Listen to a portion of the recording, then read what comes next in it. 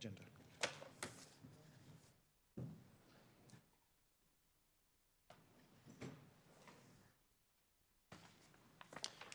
All right, thank you very much. I'd like to welcome you out to our Harriman City Council General Meeting for Wednesday, September 22nd, 2021.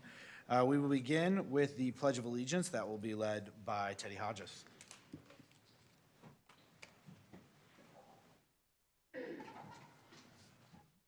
All rise.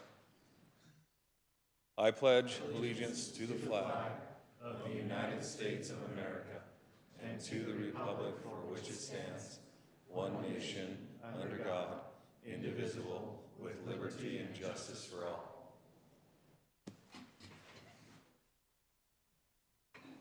Thank you very much.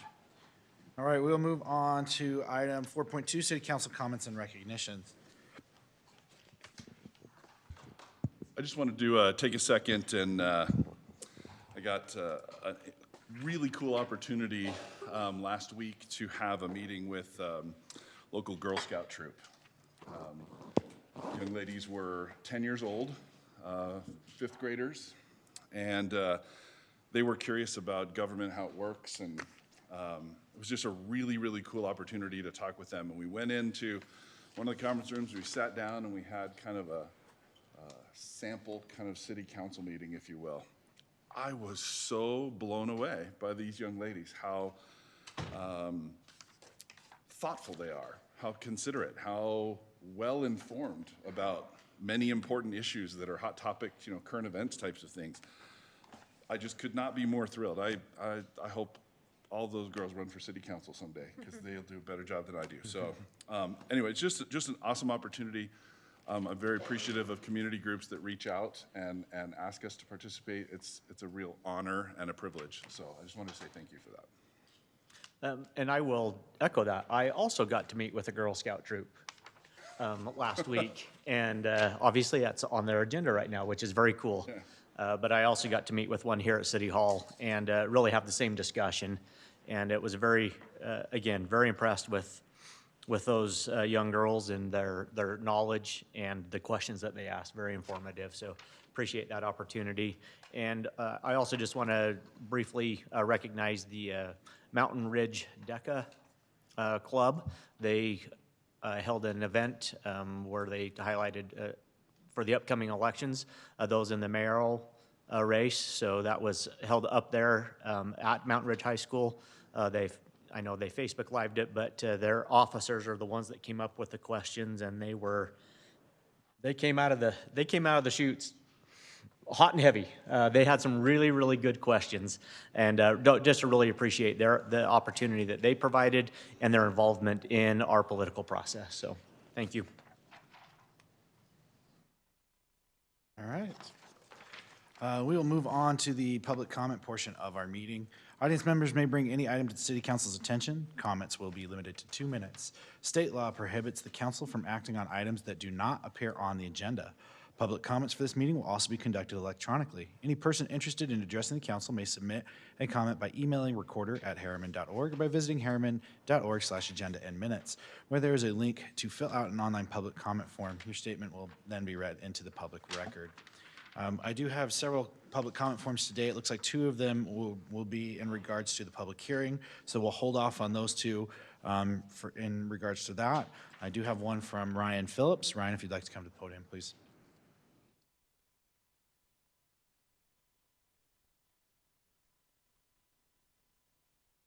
Thank you. So I'm Ryan Phillips on Silver Bowl Drive. My home was the one that was flooded by the breach of the berm on August 18th. The berm that I want to reiterate that we have in writing had plans to be completed properly with drainage and so forth, but was never completed for some reason or another. And the city knew it wasn't completed, but the city still issued building permits. They didn't disclose this knowledge to the residents, despite the past flooding history that had been in the area. And I'm only trying to recover my actual damages. I've offered to even provide receipts for the things that we're replacing. The city council, the message I'm getting from the council is you just need to talk to the attorney.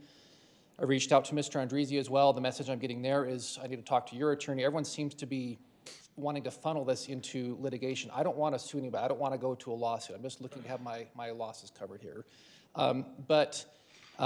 The challenging thing for me is it seems at least so far, that Harriman City seems unwilling to put out any money to help cover my damages that I'm requesting, but it seems, on the other hand, willing to spend taxpayer money to fight against me, to stop me from recovering the damages and fight against me legally. I have a hard time reconciling that in my head. I understand maybe there's a lot of reasons for it. I understand there's the immunity clause.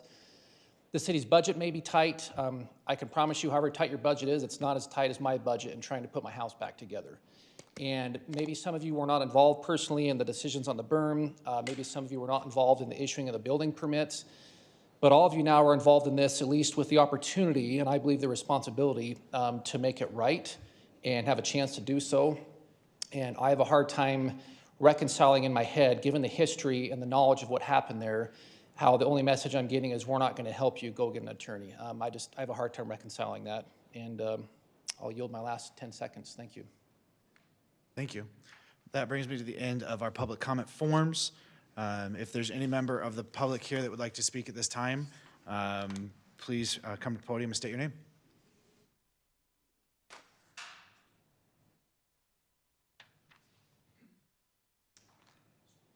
My name is Brent Fryer. I live on 5002 Anagata Lane in the Horizon Heights development. The reason why I'd like to speak to the council tonight is because I'm deeply opposed to the. I got my tax notices from the county, and I'm sure everybody in attendance got theirs also, and I'm sure the council's aware of their tax notices.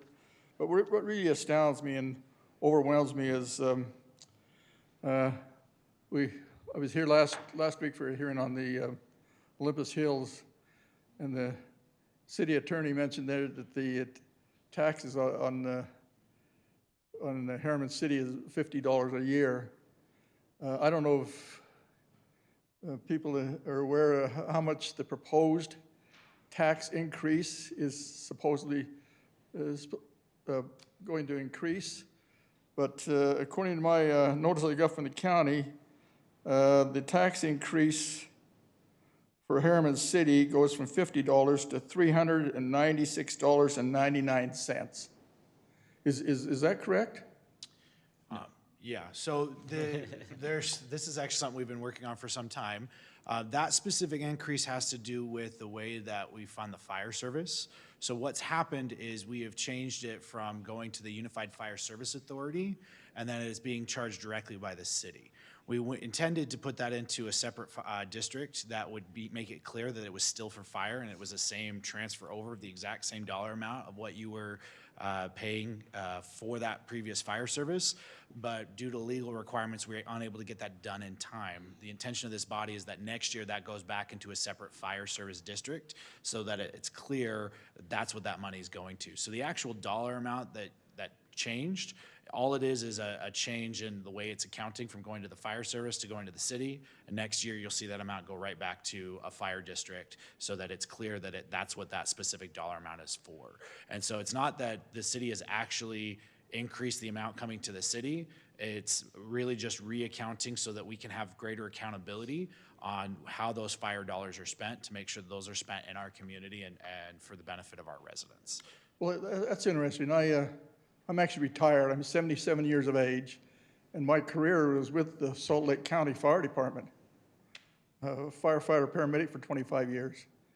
I'm not a real enthusiastic person as far as cities creating their own fire department or their own police department, because my big complaint or gripe about that is it creates another entity of supervision.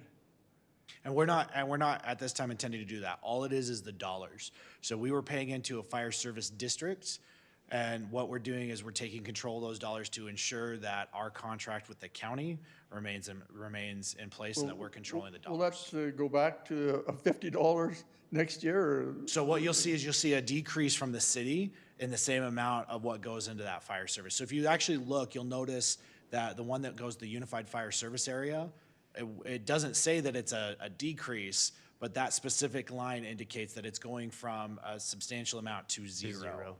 And so that difference is that amount just moving into the Harriman City. Okay.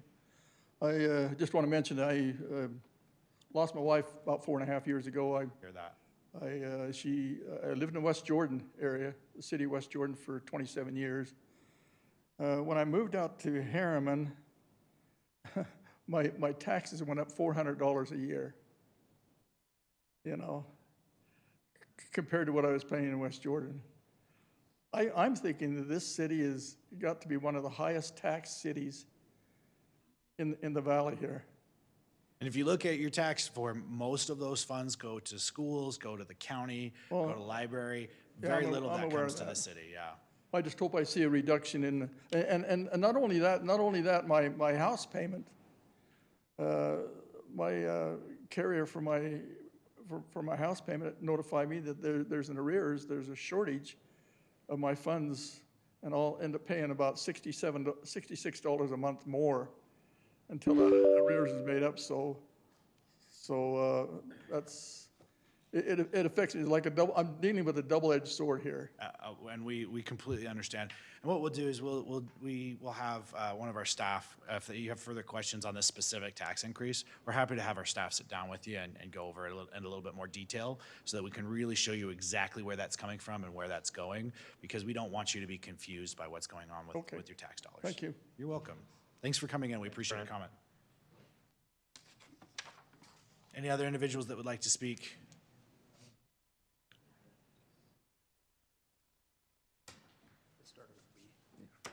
Teddy Hodges. Why everybody's still watching on the live and here paying attention.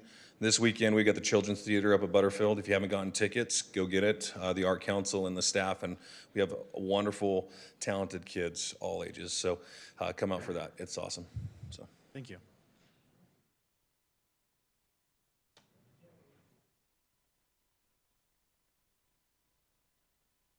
All right, seeing no further, we'll turn to our recorder, see if we have any electronic.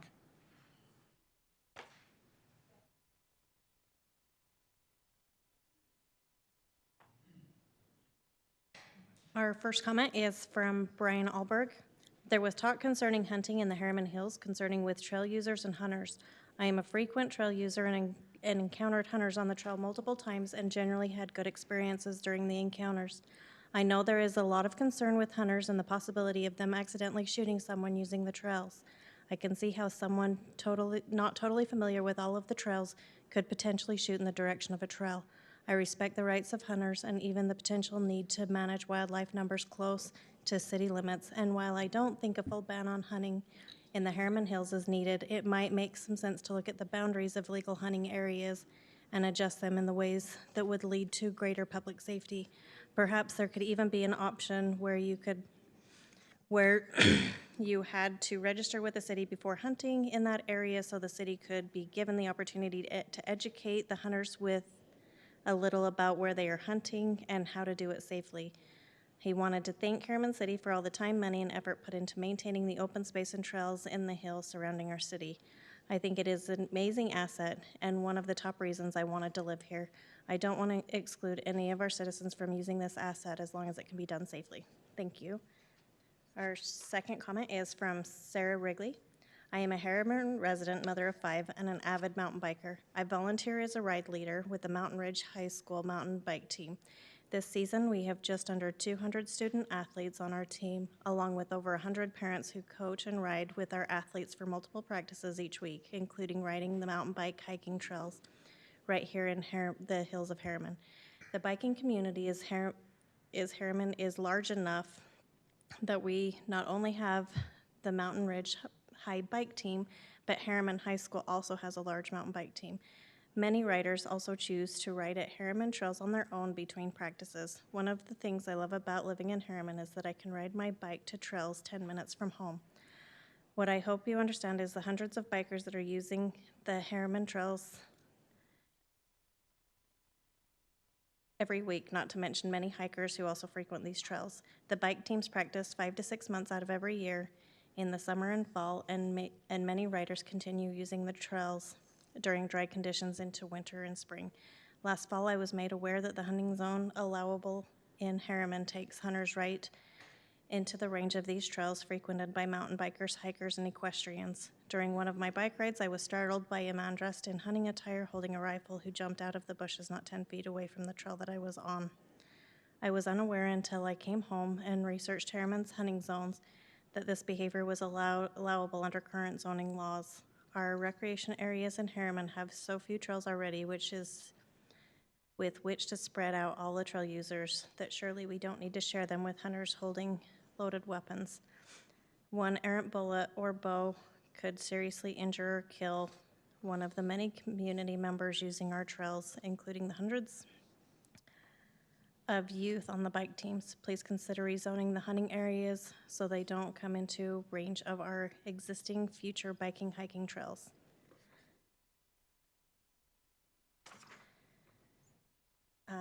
The next comment is from Eric Horsley.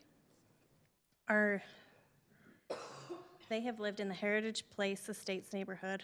Their property is on the south side of the neighborhood and is adjacent to a farmer's field. The purpose of the statement is to share a couple of experiences we had regarding the flooding issues, the first of which occurred around 8 years ago. As a result of a large amount of rain, mud and water flowed into our property from the farmer's field. My wife and her parents, who were visiting, were able to divert the water and mud away from the window wells of our home and into the RV pad and driveway. Thankfully, many of the neighbors came over to help us clean up the muddy mess, which included removing panels and rails from our fence to return the mud to the field. Following this incident, the owner of the field granted permission for a berm to be placed just to the south of our property. The city of Harriman graciously created the berm. Everything seemed fine until earlier this year when another large amount of rain came down in June. Water and mud again flowed into the RV pad and driveway through a weak portion of the berm. After cleaning up another muddy mess, we went down to Butterfield Park and picked up a lot of sandbags and placed them around the weak portion of the berm. Thankfully, this helped minimize the flooding in our property by the most recent large downpour of rain that occurred last month. Unfortunately, there were some nearby properties that were adversely affected. On behalf of our property and our neighbors' properties, our hope is that Harriman City would take appropriate measures to help mitigate any flooding that may be caused by future large downpours. Thank you. Comment from Charles Ball. Can you address the emails on the Safe City Pro-Life Proclamation? A comment submitted by Jed Brunson. In light of the recent issues regarding the flooding in Harriman, I would like to add my comments as I have had personal experience with this minor calamity. We moved to Harriman in 2010 next to a large field, which we saw as a great benefit. However, within the first year, we realized the constant threat we were under because the entire field and the field above us to the west was all sloped into the newly built houses in Heritage Estates. While beautiful to see the deer and the antelope, this threat has not gone away. Our basement has flooded several times whenever a strong rainstorm has passed through. At one point, a kind neighbor plowed a small but effective berm, which helped channel the temporary river, which now flows inches away from my property every time the clouds open up. In fact, this has caused a permanent anxiety whenever I see rain in the forecast. Luckily, in our case, the berm is still holding, but if it were to break or erode, I would once again be swimming in my basement. I look forward to not fearing precipitation, but at this point, I see that only abiding by moving, which I dread. This is a difficult problem to solve. I do not blame the farmer, as he was here long before these homes were built, but something needs to be done to avoid these kinds of problems every year. Comment submitted by Neil Townsend, who is a resident of Harriman since 2011 and the town center since 2015. My family and I have been following the events surrounding the flooding that occurred on August 18th at the homes on Silver Bowl Drive. My understanding is that legal immunity may provide exemption for the city to have accountability for the flooding that occurred. Although this may be true, I hope that the values espoused by our citizenry and hopefully our leadership as well will persuade the city to do the right thing. If the city made the choice to create a berm, it should be responsible for the effects of this decision. This is basic accountability that we all expect from everyone around us. Although the right thing sometimes cannot be written into law or always enforced, our consciences dictate that when presented with the opportunity to do the right thing, we oblige. Please consider the authority you have to make the whole damage loss of the affected families. This does not set any legal precedent for future discretion in any other matters, but will hold constant with our morals as the city for this circumstance. Comment submitted by Mark Haga. I'm a resident of Harriman, and the back of my home faces the open field. When it rains, we catch water. We can watch the water drain down from the field, so we always have been concerned about flooding. We were happy when they started building homes because we thought that the city would solve the water issue and make the developers put in the proper drainage. Instead, they allowed homes to be built without the proper water drainage. The city dug a trench to try and fix the issue, but it was just a Band-Aid fix, and now the residents are stuck with the issue that the city should have required the builders to pay for. Our final comment is by Chris Martinson. I have sent an email to each of you asking to discuss Harriman proclaiming to be a pro-life city. Please answer my emails. You all said you were concerned about the community and that you will listen. Will you also discuss with me what is the big concern? God says that in Matthew 12:30, he who is not with me is against me. I'd like to know if you are for life in the womb or are you for death? Proverbs 24:11, rescue those being taken away to death. Hold back those stumbling to the slaughter. Please answer me and talk with me like you promised. Thank you. All right. With that, we will close the public comment portion of our meeting, and we'll move on to item 7.1, item 6, City Council Board and Committee Reports. And I'll quickly go on the water board. Obviously, we're still in a drought, and we still need lots of water. We need lots of snowfall, so hopefully we pray for that we get to use our shovels a lot this year. I do have a little bit of good news, though. The ground saturation has actually come up. It's substantially higher than it was at this time last year. So if we go in, if that maintains and it continues, and we go into the winter with more saturation, it will mean that we might have some runoff next year if we get anything to run off. So that's a bit of good news, is that the saturation from the monsoonal moisture has increased the ground saturation. Take anything we can get. Just a quick update, mosquito abatement. Surprised we had a huge, after all the water, big uptick in West Nile testing pools. 43 pools in South Salt Lake, 252 pools in Salt Lake County, and over 668 pools tested positive for West Nile virus. So it's big numbers came up. South Salt Lake has 3 human cases. Salt Lake County is reporting 7 human cases, and Utah has 15 cases of West Nile virus right now. So if you're outside, wear DEET, stay away from mosquitoes. Be careful out there. Now, if they'd only stay away from us. We try. I'll stay away from them. They did test 9 horses and 7 birds, if anybody's interested. Also had West Nile, so it's out there. Quickly, update from the Utah Transit Authority, the local advisory council at our quarterly meeting last week. Had a number of things on the agenda, but those of, I guess, biggest consequence or information is they are going through or looking at a bond refunding opportunity. This would be a potential 2015 senior and subordinate tax revenue refunding bond. Obviously, as we've seen, interest rates continue to stay surprisingly low despite other factors, and there's an opportunity for UTA to look at a refunding opportunity to help save them some money. So they are working through that process. And then the other thing on there, one of the, I guess, unique things when the legislature made the change to UTA back several years ago, the one duty that they put squarely on the local advisory council is to set the pay for the trustees, which is an interesting dynamic sometimes to be in, because there's no ability for the local advisory council to actually have any supervisory oversight or ability to do performance reviews, those types of things, which sometimes are normally tied with setting a salary. So it's kind of an interesting dynamic. But the issue that we dealt with this time, we've had that discussion earlier this year to where as a council, we unanimously came to a base salary for them. The question that we talked about this time was, how does the local advisory council deal with the potential of cost of living increases? As as most other agencies or cities and entities look at those on an annual basis, there wasn't anything currently in practice for the local advisory council. And so we did adopt a policy as a local advisory council after a lot of input from legal on this, on what was the best way to do that.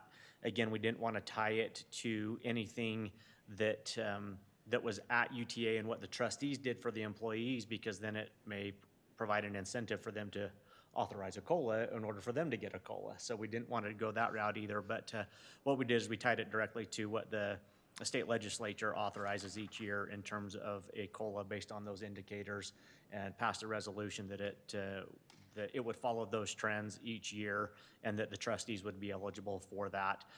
The issue we may see down the road a few years is that the legislature also set a maximum salary of $150,000 for trustees. Again, their starting salary set by the local advisory council is lower than that, but after a few years of potential COLAs kicking in, it could bump up to that $150,000 mark. And then really at that point, it's up to the legislature whether they want to amend their earlier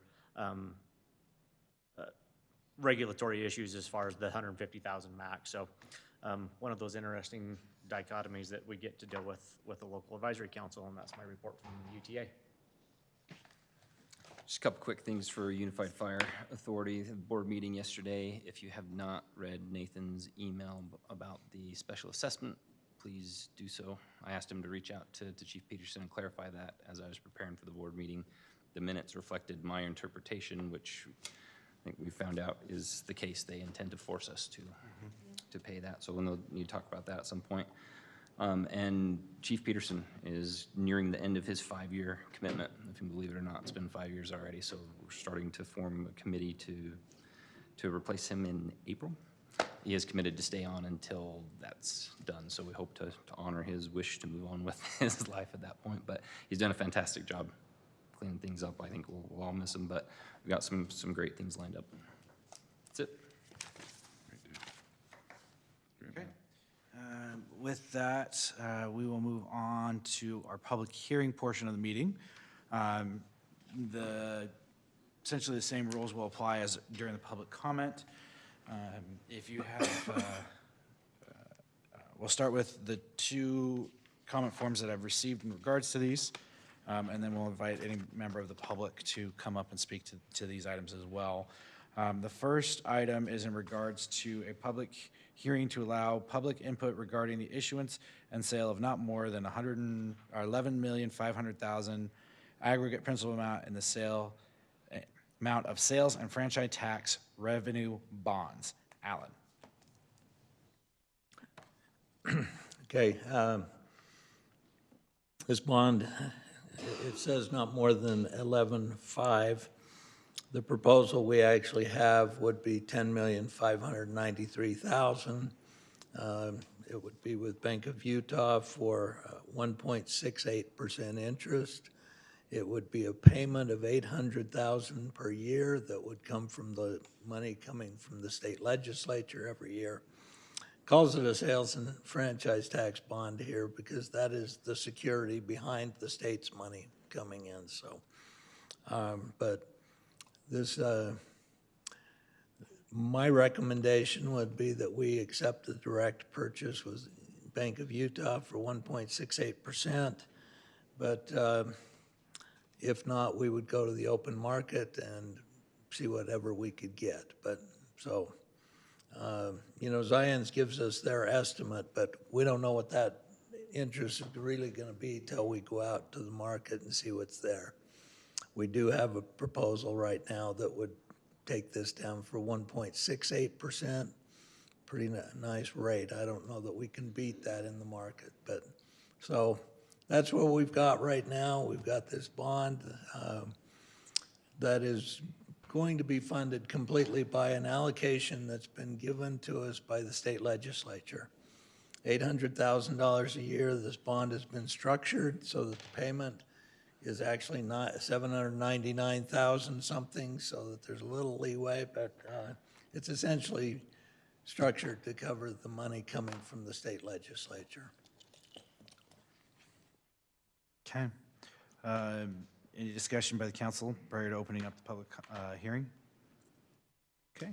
I don't have any items on, any comment forms on this particular item, so we will go ahead and open the public hearing at this time. If you'd like to speak to this item, please come to the podium and state your name.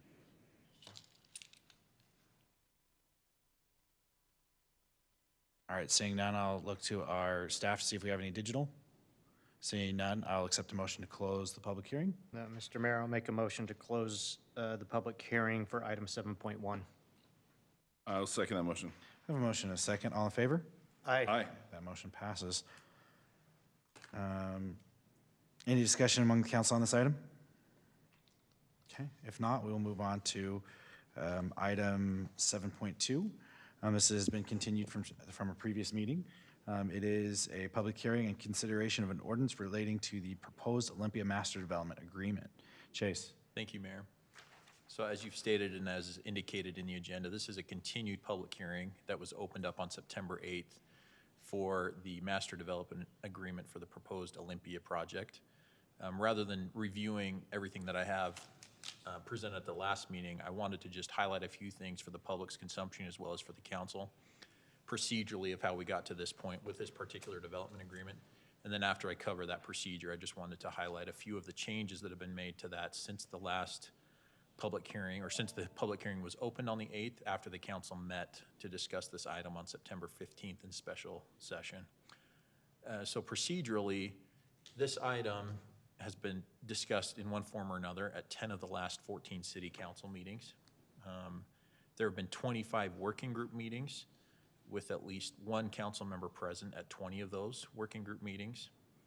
There have been 5 drafts of this development agreement that have been circulated publicly as well as to the council, with the first going out on June 7th and then the most recent being sent out this last Thursday for the council's consumption. There have also been at least 5 versions of the design guidelines that have been sent out to council. Those tracked the design or the master development agreement. There have also been a number of public hearings starting with the Planning Commission, who met in a special session, then held a public hearing on both the development agreement and the design guidelines. And then, as we know from the agenda tonight, there was a public hearing that was opened up at the city council level on September 8th. Our communications team, being led by our assistant city manager, Tammy Moody, has had a number of community meetings where staff members have met with the community, answered questions, presented some general information about the project, including the draft development agreement. There have been booths set up at both the food truck roundup and town days where public could provide their input, ask questions, as well as an online form that submits comments, or that residents can submit comments that are read into the record as part of the public comment portion of our public meetings. And then again, we have this public hearing opened up by the city council that's been continued from the September 8th, 2021 meeting. Some of the changes that have been made from the version that the council reviewed on September 8th and discussed on September 15th, those have been redlined in the copy that were sent to you. And I'll just highlight a few of those, and then you can discuss those obviously after the public comment or public hearing portion of this agenda item. One of the major items was a reduction, not a reduction, but a cap of the gross density in what was referred to as the West Bench area. The discussion with the council around that point was all items, development west of like 6,800, 73. 80 something, I think.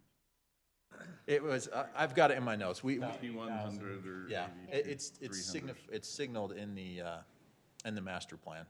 All development west of that point is capped at 20 units gross density per acre. And the idea behind that again was that the developer then couldn't save up all their units and cram them. And that would be for the areas that are going to be zoned that as well. So the areas that are designated as town centers, Correct. not the areas that are designated as something else. Those areas only allow for a density up to 20 or up to 8, depending on how. Depending on what they specifically are. So we're not saying that the entire west portion of this is all going to be 20 units per acre. Thank you, Mayor. The other item was there was a lengthy discussion about the commercial development requirements. The council, the majority of the council discussed three possible scenarios. One where the intersection of 126 South and the new alignment of U-111 was in the city. One scenario where that intersection was outside of the city. And a third scenario where that alignment merged into an existing road. UDOT's current alignment, one of their proposed alignments, involves U-111 realigning into 126th and swinging into 126th. And that's what that third scenario would capture. Another item that was discussed that was updated in the draft development agreement was preserving certain transportation corridors, specifically 126th, and working mutually with the developer to lobby the county, WFRC, other entities to obtain corridor preservation funds to maintain a larger corridor along those major transportation routes. An additional item that was discussed and some direction was given to by the majority of the council was regarding secondary water, and there was a discussion and direction given that secondary water only be required in zones 3 and 4. And then also there was a discussion regarding improvements along the off-site 6400 West. So the area north of the project that extends up to 118th South, and the city's willing to reimburse the developer for that if they install the improvements along that. In that scenario, we already have a current obligation to, for part of it. We do for a portion of that, correct. The remaining portion is in our capital facilities plan and is impact fee eligible as well.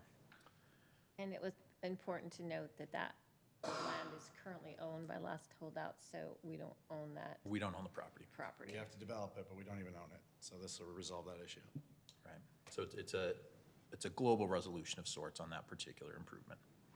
So there were other minor items that were changed based upon some of the discussion, but those were the major items. Again, there are red lines in the copies that you were sent that capture those changes. And so my recommendation tonight is you can either continue the public hearing, you can receive the public feedback, close the public hearing, but either way, I'm recommending that you continue this item for additional discussion by the council to a later meeting.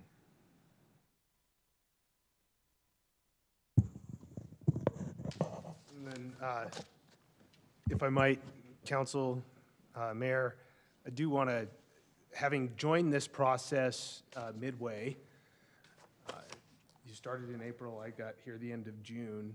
I certainly haven't sat through as many meetings as Mr. Andreezy, but I've sat through quite a few. So I did do a quick PowerPoint. This is, I know you all are well aware of it. I don't know, are you going to get me the controls here, Jonathan? We just want you to, I control it with your mind. Okay, this is great. Now I don't have to say, click the next slide. So I wanted to, just from my perspective, do a few things, and I included some maps and things for the audience. I know the council is familiar with this. Other way? There we go, but too far. All right, so council had asked us a while back to make sure that we talked about what our assumptions are when we're doing this. So having looked at this, the assumption I took when I looked at this is fully entitled in Salt Lake County. They've agreed to it. They've set a lot of the rules. If you read through some of their things, they anticipate this building out over 25 years, and I know that's a plus or minus number. The agreement goes longer than that. But with that, if it builds in the city, so in the city or out of the city, you're going to have traffic impact fees, or traffic impacts within city limits. You're going to see traffic and in the downstream intersections and on segments of those roadways. It's going to happen. Under the county MDA, there was the ability for off-site improvement dollars to come to the city through an interlocal agreement. And so there was some of that proportionate share. And then you would also have this large increased population on your borders that, while not in your city, would put pressure on you. Having worked in cities where you had large unincorporated areas immediately outside, crime and issues don't just stop at political boundaries, they move back and forth. And so those would be things that are going to happen regardless of where this is built. So if it comes into the, so assume the project is annexed, you still have those downstream impacts. Your streets are going to see more cars going to happen. You also have that increased population. It's going to require some growth. The one advantage is you do have some offsetting revenues to try and deal with those expenses. So those are the assumptions I took as I was just thinking through this project. And I want to, so I'm going to take a quick divergent, sorry, council, but for the public and for you, regardless of what decision you make on Olympia, we have failing roads. There's really two types, and throughout my career, most of the time when people say failing roads, you're thinking degraded asphalt, falling apart. We have some of those. We don't have many. We're a newer city. What we have a lot are level of service failures. They're at or over capacity. You fix that by widening roads, changing the physical layout of roads, or you need additional roads, new roads. What we're doing currently is putting together a 5-year plan. This is a rolling 5 years, so there's always at least 5 years of this plan to try and get our arms around how do we start to address this. It's not going to be easy. It's going to take some time to correct. We'll bring that back to you so you can say, yes, we like this approach, tweak that approach. So I'm committing to bring you that. Regardless of what you do, that has nothing to do with Olympia, that's something we need to get our arms around. So for the public who says we have too many cars on the streets and they don't work, yes, we do. And we're trying to figure out how we fix that.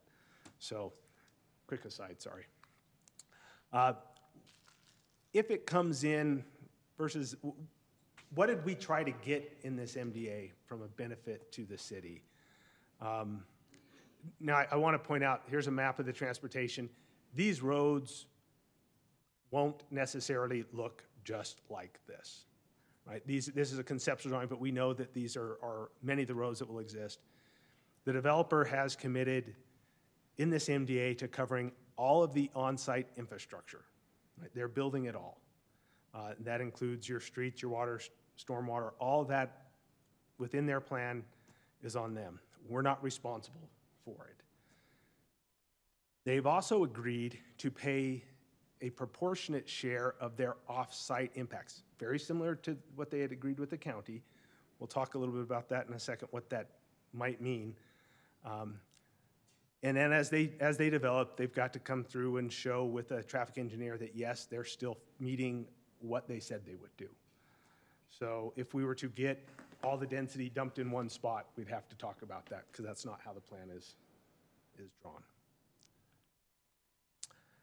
Other benefits, a lot of it is parks related.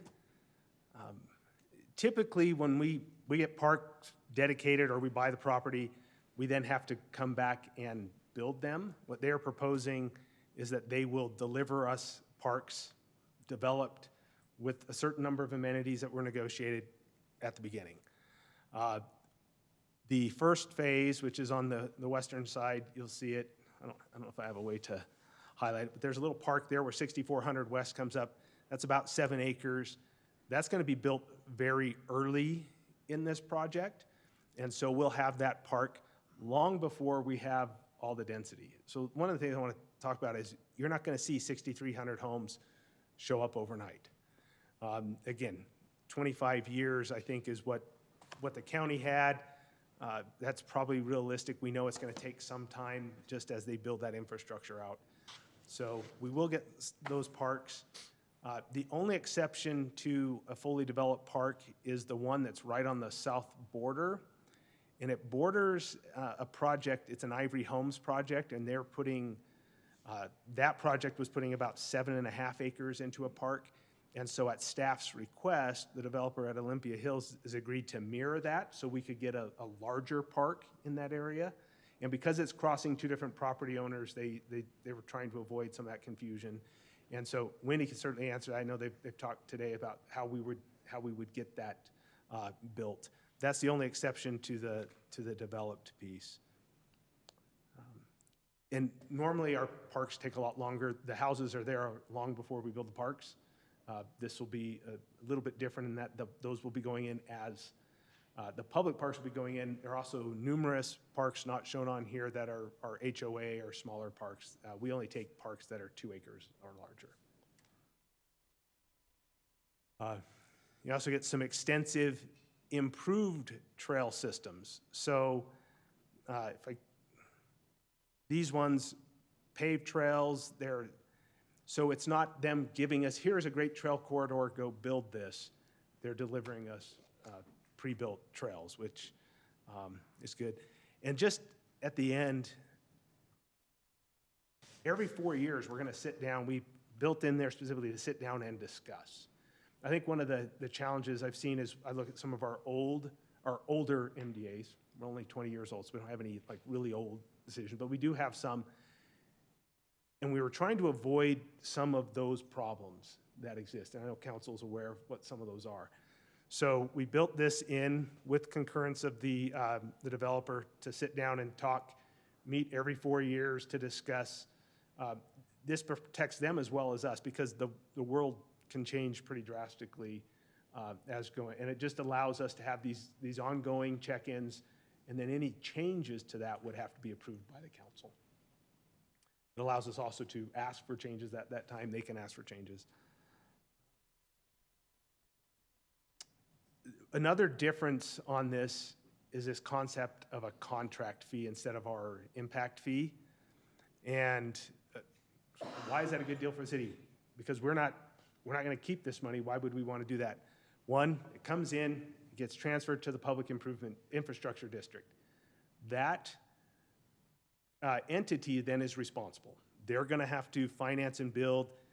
It's not the city. Now we forego our impact fees except for those for public safety, but again, we don't have any of the responsibilities. So we talked about them paying off-site mitigation. To put it in perspective, we estimate we'd collect about $12 million in traffic impact fees, but on-site eligible, and these are all guesstimates from some of the things they've given us, we think they'd have been eligible for about $53 million in reimbursement. Doesn't mean we'd have to pay them all that. It just means there wouldn't have been any money for off-site. It would have been eaten up within this project. So this is an estimate of some of the infrastructure they've given you. You'll see this chart came out of the PID discussion, public infrastructure discussion. What are some of the funds? So I worked with Alan. We changed this a little bit from what you've seen because the original estimate talked about impact fees, but we're not talking about collecting those anymore. So these one-time fees, again, would come into the city. Council has really directed us to try and use one-time fees more for capital, and so that's, while the building permits are charges that we are collecting for our services, we would try and take some of this and direct it specifically to capital based on the directions you've given us earlier. So that's about $36 million. You waive about a total of $56 million in impact fees, but again, if you look at that chart of how much the infrastructure out there is going to be, it would have all been eaten up there. And so this, from the city's perspective, works pretty well because we're not responsible for any of that infrastructure to be built.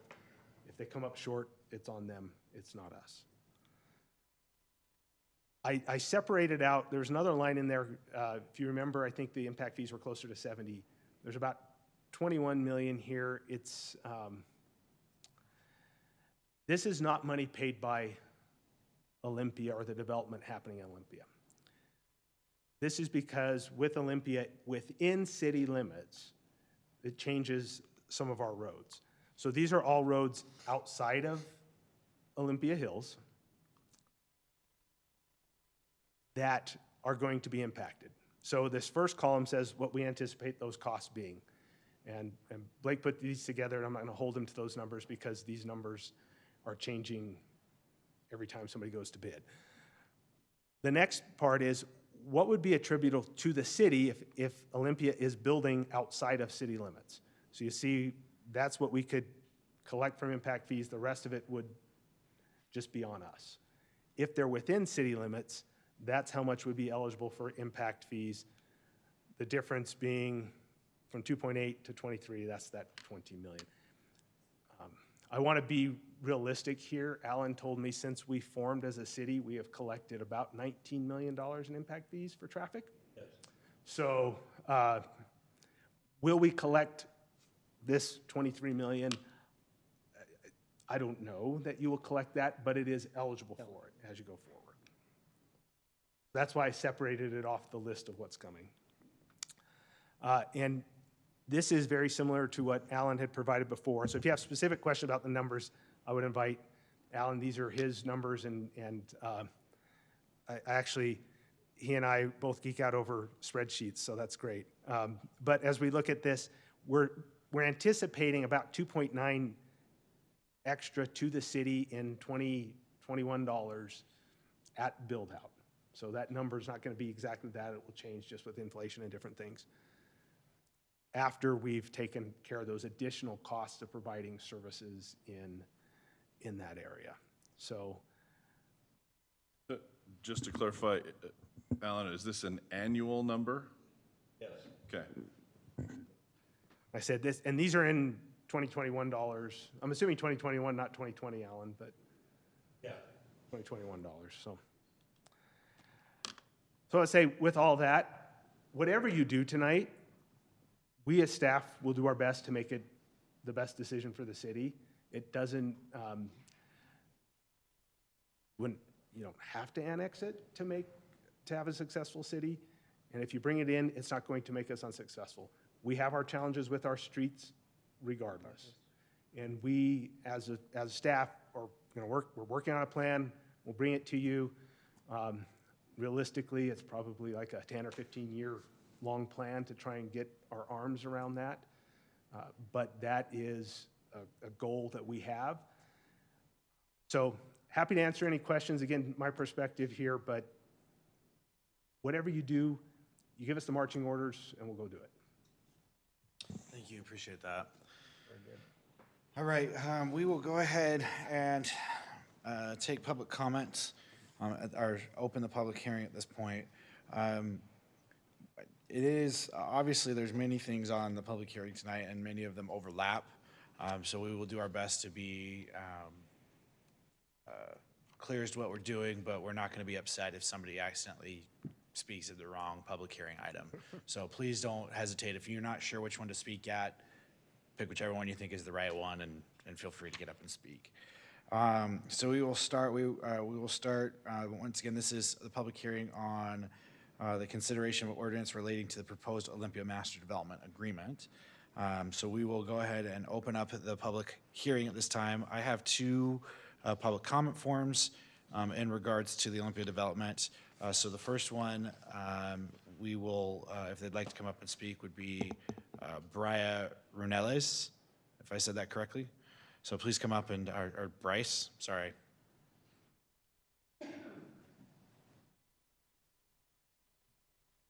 Hello, I'm in regards for the Olympia development. My name is Bryce Renels. I'm 14 years old and I'm a Harriman rugby player. I'm here today to respectfully ask you to consider providing our rugby club with a designated playing field, including stands in a pavilion like those provided to our football brothers in the city. Harriman Rugby is a successful youth organization that has yielded positive results for years. Our teams are often found among the top 3 teams in Utah, and this year our varsity team took first in the state as well as first in the nation. Every season we run into issues securing a space to practice and play on. We pay dues to rent fields whenever they are available, which is not often. We rarely host games in our city due to the unavailability of playing fields, which leaves us driving out to other cities to play games. About 3 years ago, we hosted 2 clubs from Nevada and 1 from Hawaii who travel all the way to Harriman for the opportunity to play our club. The visiting families and fans filled Harriman High's football stands and brought business to the city's hotels and restaurants. Those visitors shared and tagged their location, and their location was Harriman, Utah. Ladies and gents, our club performs at a level of athletic excellence that cannot be rivaled in the state of Utah. The reputation of our club has, for not only sportsmanship but athleticism, has traveled far beyond our state. Our club president is constantly asked by other clubs if they can come play Harriman, and sadly we often can't host because we don't have a field to play on. We have come far with the help of our rugby coaches and parents, but we stand here today asking for the city of Harriman, the very name we wear on our jerseys, to help us get even farther. Your support will benefit the current rugby players, honor past players, and benefit future players that will carry on the Harriman Rugby's legacy. Please give us a place where we can play. Please give us a place where we can welcome visitors. Please give our rugby club a place at home that we can actually call home. Thank you. Thank you. Thanks, Bryce.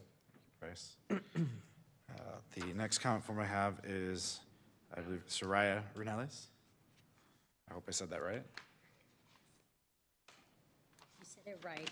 While you guys are here considering public land usage and what the city will build as far as parks, I'm also here with Harriman Rugby. Sorry, I'm proud of my son right now and emotional that he got up here and did it. So I'm here to ask the council members to consider providing Harriman Rugby with a field on the Olympia development. The club plays nearly year-round with fall, spring, and summer seasons, and it is true that most often practices and games are forfeited due to no field availability.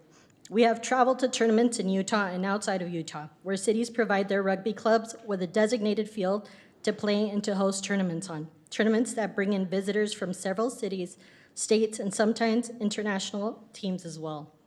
These tournaments generate money for the city's local businesses during the span of those tournament weekends. Our club has hosted individual out-of-state teams in the past when we have had a field, but those opportunities have been few due to unavailability of fields to play on in Harriman.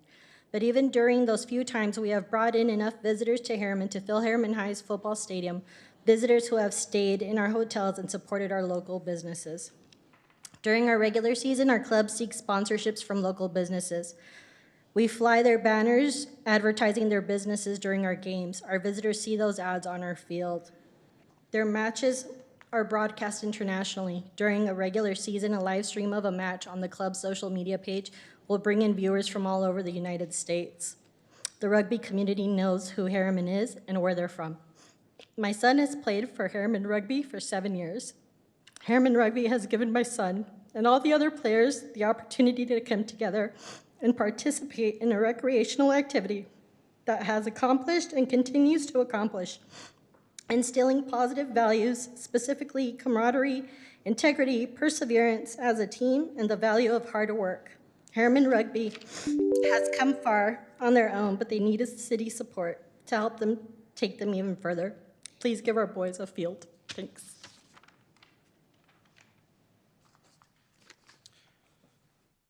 Are there any other individuals in the audience that would like to speak to this item? Please come up and state your name.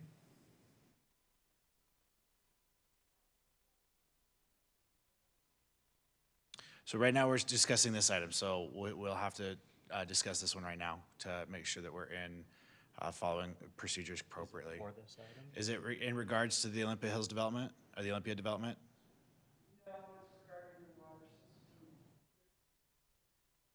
Okay. So I'll direct you to staff, but we do have to continue with this once the public hearing has begun. So no, it's okay. We appreciate you being here. Since there's no other on this particular item, I'll turn to staff to see if we have any electronic.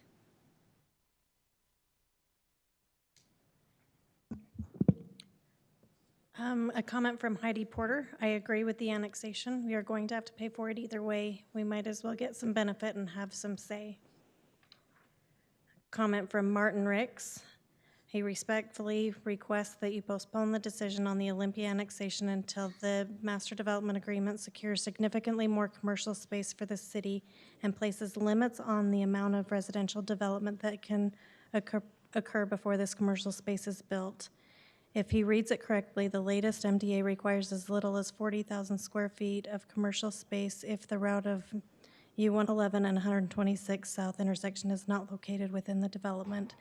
And since building for fire, police, museums, and other public municipal services shall be counted as commercial development, this 933-acre development could end up with no more than a couple of convenience stores, and the requirement would be satisfied. Even if the intersection is within the development, we will get no more than 300,000 square feet of commercial. And not only does the MDA still not contain strong enough provisions to ensure the meaningful commercial space is built before the more residential development occurs, It is in fact much worse than that. Per section 210.1.1, if the builder doesn't manage to build that 300,000 within 15 years, then he is only required to build 200,000 square feet. This provision actually incentivizes the builder to drag their feet on commercial development at the extreme detriment of the city. Finally, this lack of commercial space has not been offset by any meaningful reductions in housing units. Council members, it is said that the last meeting that the MDA was complete but imperfect. Rest assured, this citizen believes it remains both incomplete and very much imperfect. I am still not against annexation, but I am absolutely against accepting the deal as it now stands. I strongly urge you to delay annexation indefinitely and keep working on the MDA until you secure for this city the commercial space it so desperately needs. If you cannot do so, then walk away. Thank you. The last comment is from Alex King. Please stop with the Olympia Hills. Our infrastructure is not able to handle this kind of population. Getting west is already insane enough without tripling the population out there. You need to figure out roads, water, etc. before you even attempt this. If we can't handle our current conditions, it is ridiculous that you keep trying to make this high-density plan happen. All right, with that, I will accept a motion to close the public hearing on this item. I have a question. Would there be any harm in leaving this open so that people can continue to comment at our special meeting on the 29th? So my recommendation was to not take any action tonight, but with regard to the public hearing, you have the option of leaving it open to the next meeting or closing it tonight. So then again, my question is there any harm in leaving it open? I'm of the opinion that we need to close some of these items. I think that we've given the public absolutely opportunity to come and to address us, and it's time to start making some decisions. And to continue to leave the items open, to me, would in some ways indicate that we are at a point where we're still looking to make major changes or seek substantial input. I know I am. And I'm ready to close the public hearing at that point. Not saying that I'm not willing to make changes. I'm just saying that at this point, if the intent of this body is to take action soon, that closing the public hearing seems appropriate at this time, so that we can make decision on the information we have. I'd say, I guess my response to that would be, if that's the case, then why are we not making a decision tonight? We've signaled that this decision will be made next week, Wednesday the 29th. If the decision's made, then make it. If it's not, why waste everybody's time next week if we're not open to changing anything? I mean, if it's done, it's done. Let's do it and be done. I guess my thoughts on that is, one, I think to the mayor's point, we have allowed, a ton of opportunity to provide a comment throughout this long, robust process that we've had. And based on the amount of comments that we've had, again, I think that we're at a point that closing the public hearing would be appropriate. However, to your point, Jared, I don't think that signifies that the decision has been made. I think it's just time to close the public hearing and turn to just discussion amongst the council on these items and the things that we need to focus on in order to make a decision. And so I guess that's my take on it. If I could just make one possible compromise suggestion here, is that for housekeeping, if we're going through, if we could, close the public hearings on items 7.2 and 7.4, and then, as we go through tonight, and then allow a public hearing on the proposed annexation petition. I think that's broad enough to cover all of these different topics. There were 5 or 6 comments tonight. I wouldn't anticipate necessarily a lot more than that, but we can see. The only challenge I see is that what so often becomes a frustration for our residents is there's a public hearing and yet we're also having a public hearing on a night where there's a decision, potentially an action item. And that's frustrating if there's specific items they're advocating for, and then a decision happens that didn't consider all of those things. I know that I've had frustration because it's happened to us when we've made testimony in public hearings, you know, especially around the approval of Olympia Hills, right, in the county. So, It's my experience has just been the opposite of that. The frustration is that, well, that says that you've made a decision and you aren't listening to us anymore. I disagree with that, but I appreciate that view.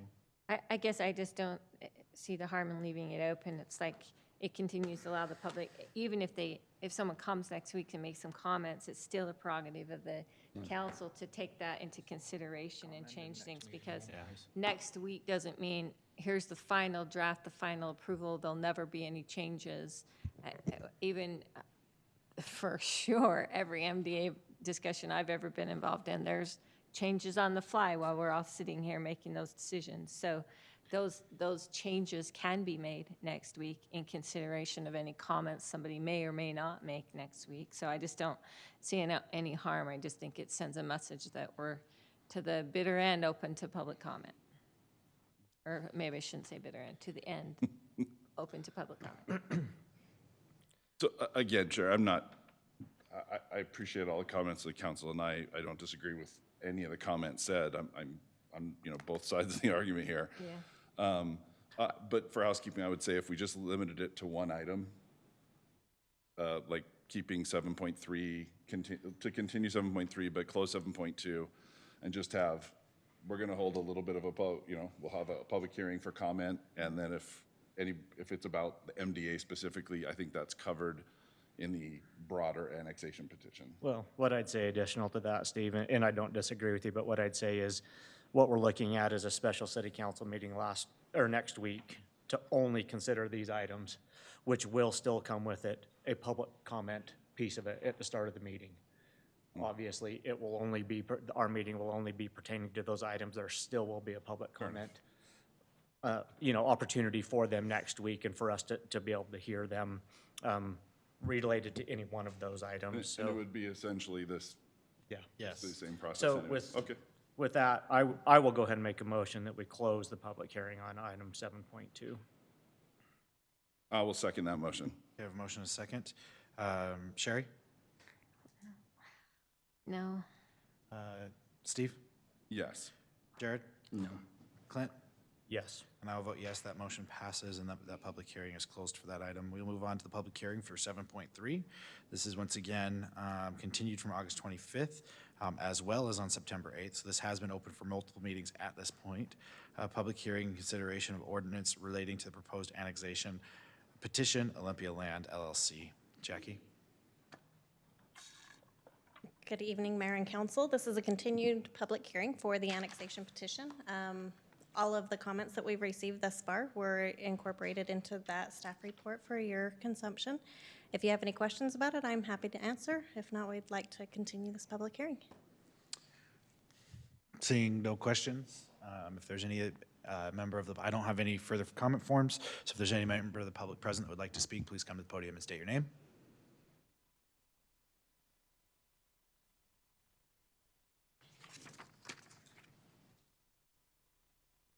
Mr. Mayor and Council, thank you for letting me have this opportunity to come and speak. Sorry my voice is a little loud. As some of you know, I'm just getting over cancer.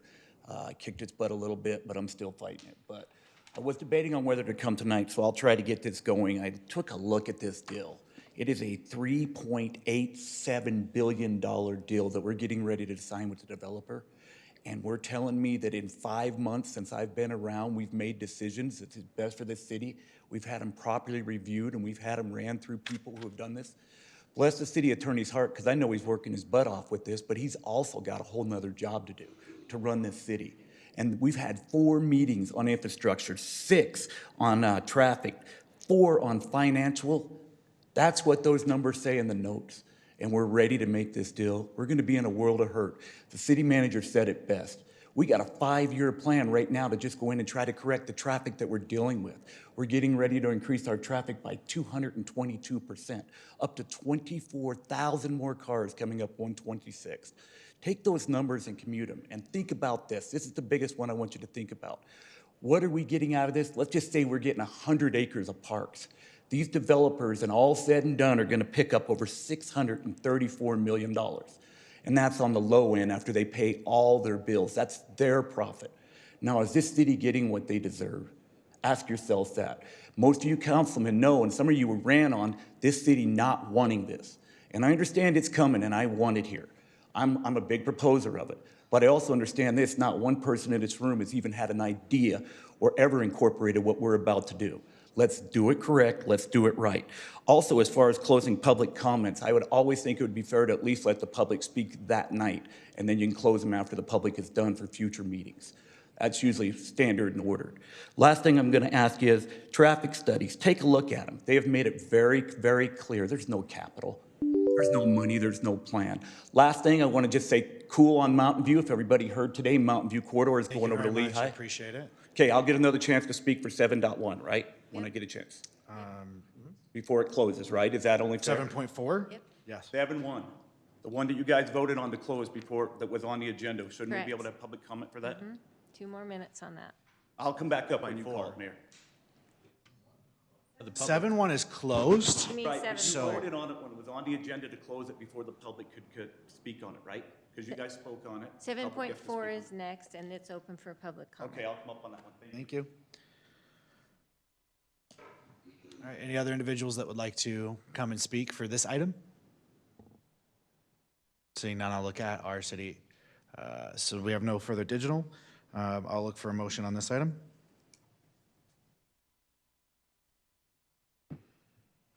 I'll go ahead and make a motion to close the public hearing on item 7.3. I will second. I have a motion and a second. Steve? Yes. Jared? I'm sorry, does this one continue? No, it was a motion to close by Steve. I thought this was the one that was opening. No. Okay. Yes. Sherry? No. I will vote yes, that motion passes, that item closed. We'll move on to item 7.4, discussion and consideration of an ordinance regarding creation of a proposed public infrastructure district and accompanying governing documents for the Olympia project. Chase? Thank you, Mayor. So at the September 8th meeting, there was a presentation in the work session to council about a proposed public infrastructure district for the Olympia project. That public infrastructure district would be comprised of 7 postage stamp districts that could potentially grow and annex into their boundary phases of development within the Olympia project. As you've been informed, the purpose of a public infrastructure district is to finance public infrastructure within the boundary of that district. The basis under a statutory scheme generally for funding and financing that infrastructure is an ad valorem property tax. The council early on in this discussion process identified an interest in not having that be the case. In working with our bond counsel and with DA Davidson, they are confident that they are able to sell bonds that are based upon a one-time contract fee. So the governing document that's been presented is not based on an ad valorem property tax, but instead is based upon based upon a one-time contract fee that is paid by the builder at the time a building permit is pulled. The city would collect that fee, would then remit that fee to the public infrastructure district, who would use that revenue to finance their infrastructure within the project. A public hearing is required by law. We have noticed up the property owners and put this on the agenda for the public's consumption, and approval of this item would create the public infrastructure district with the accompanying governing document. The recommendation tonight is to not take action on this item, but to, again, discuss this with the other related items for the Olympia project at the next meeting. With this, once again, I have no further documents, so if anybody would like to come and discuss this item, please come up and state your name.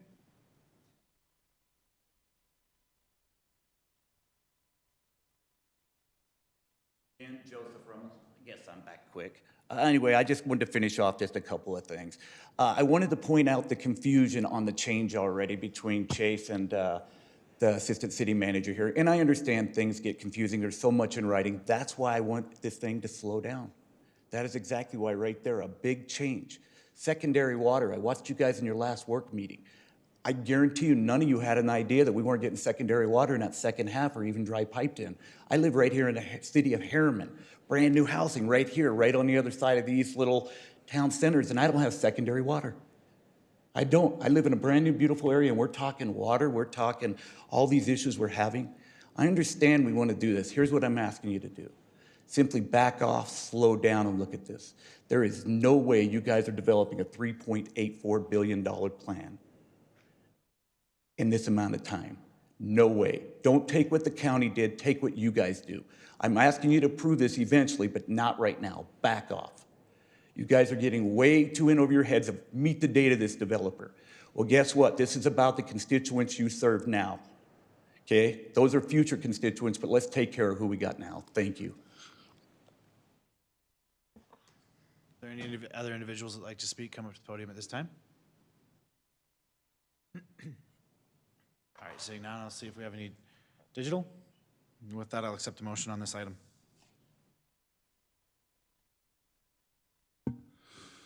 I'd make a motion to close the public hearing on item 7.4, but I'd reserve a comment at the end if I might. And this is just on the public hearing, not on any action on this particular item Just yet. on the public hearing. We have to do that first. I'll second. Okay, we have a motion and a second. Jared? Nope. Clint? Yes. Sherry? No. Steve? Yes. And I'll vote yes, that motion passes. You had discussion, you wanted to make comment on your vote? Yeah, and all of these items where we have closed public hearing, there will still be public comment at the next meeting where everybody can come up and speak for the 2 minutes just as if there were a public hearing. The public has not been silenced. They will not be excluded. That is just simply preposterous. So they will all get a chance to speak, whoever wants to speak. So additionally, I just want to respond to one item, and that is if any member of this council is making a decision based on what they think the potential profit of a developer is, they should be flogged. That has absolutely nothing to do. Our concern is about the residents of Harriman and whether or not we're getting a good deal for the residents of Harriman. It has no bearing on what ancillary benefits there might be for anybody else. That is preposterous. So anyway, that's my 2 cents. Thank you. Is there anybody else who'd like to make comment on their votes on regarding the closing the public hearings? I just, again, experience with several of these, it just, I believe, sends the wrong message to the public when you close a public hearing prematurely. I would just, go ahead, sorry, Sherry. I would just say the same thing I said previously. I just didn't see the harm in leaving the public hearing, the formal public hearing open. Just, again, it just demonstrates that it's still open, and I think that just demonstrates further our desire. I'm not suggesting that we're saying people can't comment during public comment. It just felt like it better expressed my desire for people to participate in the public hearing process. It's just a more formal process. And I'll just echo a couple of comments that Steve made. One, again, everyone will have the opportunity to make public comment. That's how we start every one of our public meetings, and where these will be the only items on the agenda. It doesn't mean people can't comment on something else that they want that night, obviously, something that's of concern to them, but obviously we provide that public comment at the start of every general public meeting just for that reason, to make sure that residents have the opportunity to say exactly what they want to say. And I just would say, procedurally, again, I feel like our procedure has been in the past that we do public hearings, we close public hearings, we wait till the next work to do action, and that's procedurally how we've done things very consistently, and feel like that was the appropriate procedure, again, to follow once again tonight, to where we'd close the public hearing and be able to move into that full discussion by the council next week after we have our initial public comments. So, thank you. So with that, this item is still up for action. If there's no further discussion, I'll accept a motion on how we want to act on this particular item. There's no action. There is no action. They're on for Public public hearing hearing. only. Are you talking about 8? I was looking at two things at the same time, so thank you. I appreciate doing that wrong. So with that, so we will move on then to item 8. Wait, we've skipped all of the council discussion. Do you have any further, that's why I said if there's no further discussion, we'll move on. Is there further discussion? Well, I have a lot of issues with some of the things that are going on, but it was my understanding we were checking through the public comment portion, and I have some requests that need to be addressed on the MDA. So in regards to the PID, because at this point we're on the PID, Okay. is there any item specific to the PID? Nope.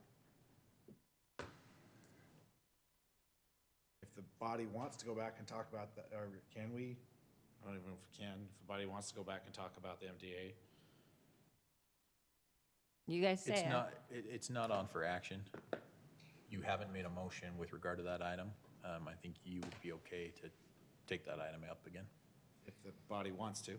Yeah. Is that something the body wants to do? It's up to you guys, or we can hammer through all these questions next week. That's- I'm okay with, Let's talk about it. Let's go back. Let's talk about Okay, it. I did reach out and discuss, and I was told this would be the appropriate time to bring these issues up.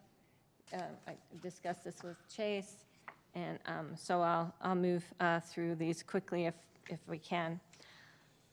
First item, Trailhead Park. I've expressed this in every meeting. I am absolutely not comfortable with coloring that 20 acres red on one map and green on another map.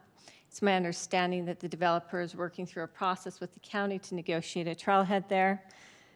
And I again reiterate it as my understanding that that particular trailhead will be count towards the 20% that's required for the developer to deed to Harriman City. However, through that negotiation, Harriman won't get that park, even though it counts towards our 20%. Through that negotiation, it would end up being owned by the county. So it would never actually come into Harriman. That's not what I have a problem with. I just think that we need to eliminate the middleman on this. And if it's actually 20%, if it's actually fulfilling the 20% requirement, that it just simply gets deeded to Harriman City, and Harriman City negotiates the trailhead with the county. Then that way it's done, it's taken care of. The two public entities are dealing with the trailhead to get it done. I'm fine with language in the MDA to say that that Harriman would have an obligation to negotiate with the county on a trailhead. I'm fine with that, but I do believe that that should just simply be deeded to Harriman City, just like the other 20% requirement needs to be deeded to Harriman City. And we move forward in negotiating that. There was a comment by the developer about concern about wanting that to be colored red, or whatever color you want to call that, because what if he wanted to put they wanted to negotiate a little bike shop or something there. So your concern is that it's designated as town center area and not? Well, my concern is it's, first of all, it's open space, and I think that the city shouldn't, if we're getting that as open space, then let's negotiate with the county to figure out how to make it a trailhead. If we negotiate with the county that the county makes it a trailhead and they want to have ownership of that, great. We get the benefit of the park and they get the O&M. I have no problem with that. But I just think that there's language in the MDA that makes this process confusing and unnecessarily so. The city can certainly negotiate a trailhead with the county. So I think that we just eliminate that problem. If there's some little unused portion in that we want to have as a bike shop or something of that nature, this property is not traditionally zoned, I would say. You can put a commercial thing wherever you want it. Is that not correct? Yes. So who cares? We can put it there if we want. So if there's room for that and we decide that as we negotiate that process that it also makes sense to have a cool bike shop there, then we put a cool bike shop there. But I just think that it solves the problem with it being colored one map, one color, and something different in another. And it allows us to control the 20% open space that's supposed to be Harriman City's. So I request that to be in there. Funding for the K Park, that's troubling to me. Part of the list of things that we keep talking about is that we're requiring the developer to put in these parks. I asked this clarifying question at the last meeting. That's the same requirement as the county. So in my opinion, that's not a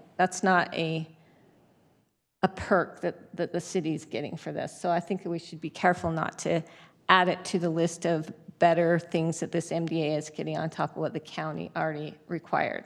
The county was requiring them also to put in the parks. So if we have a K park here, and while I appreciate that we're aligning it with the other park, we also, and Wendy, you can help me clarify the funding on this, but every time I turn around, I hear that we're always short on funding for these things. And so if we get another 7 acres of park that we don't even collect impact fees for, we're short on funding again, and we didn't give ourselves any avenue to pay for it.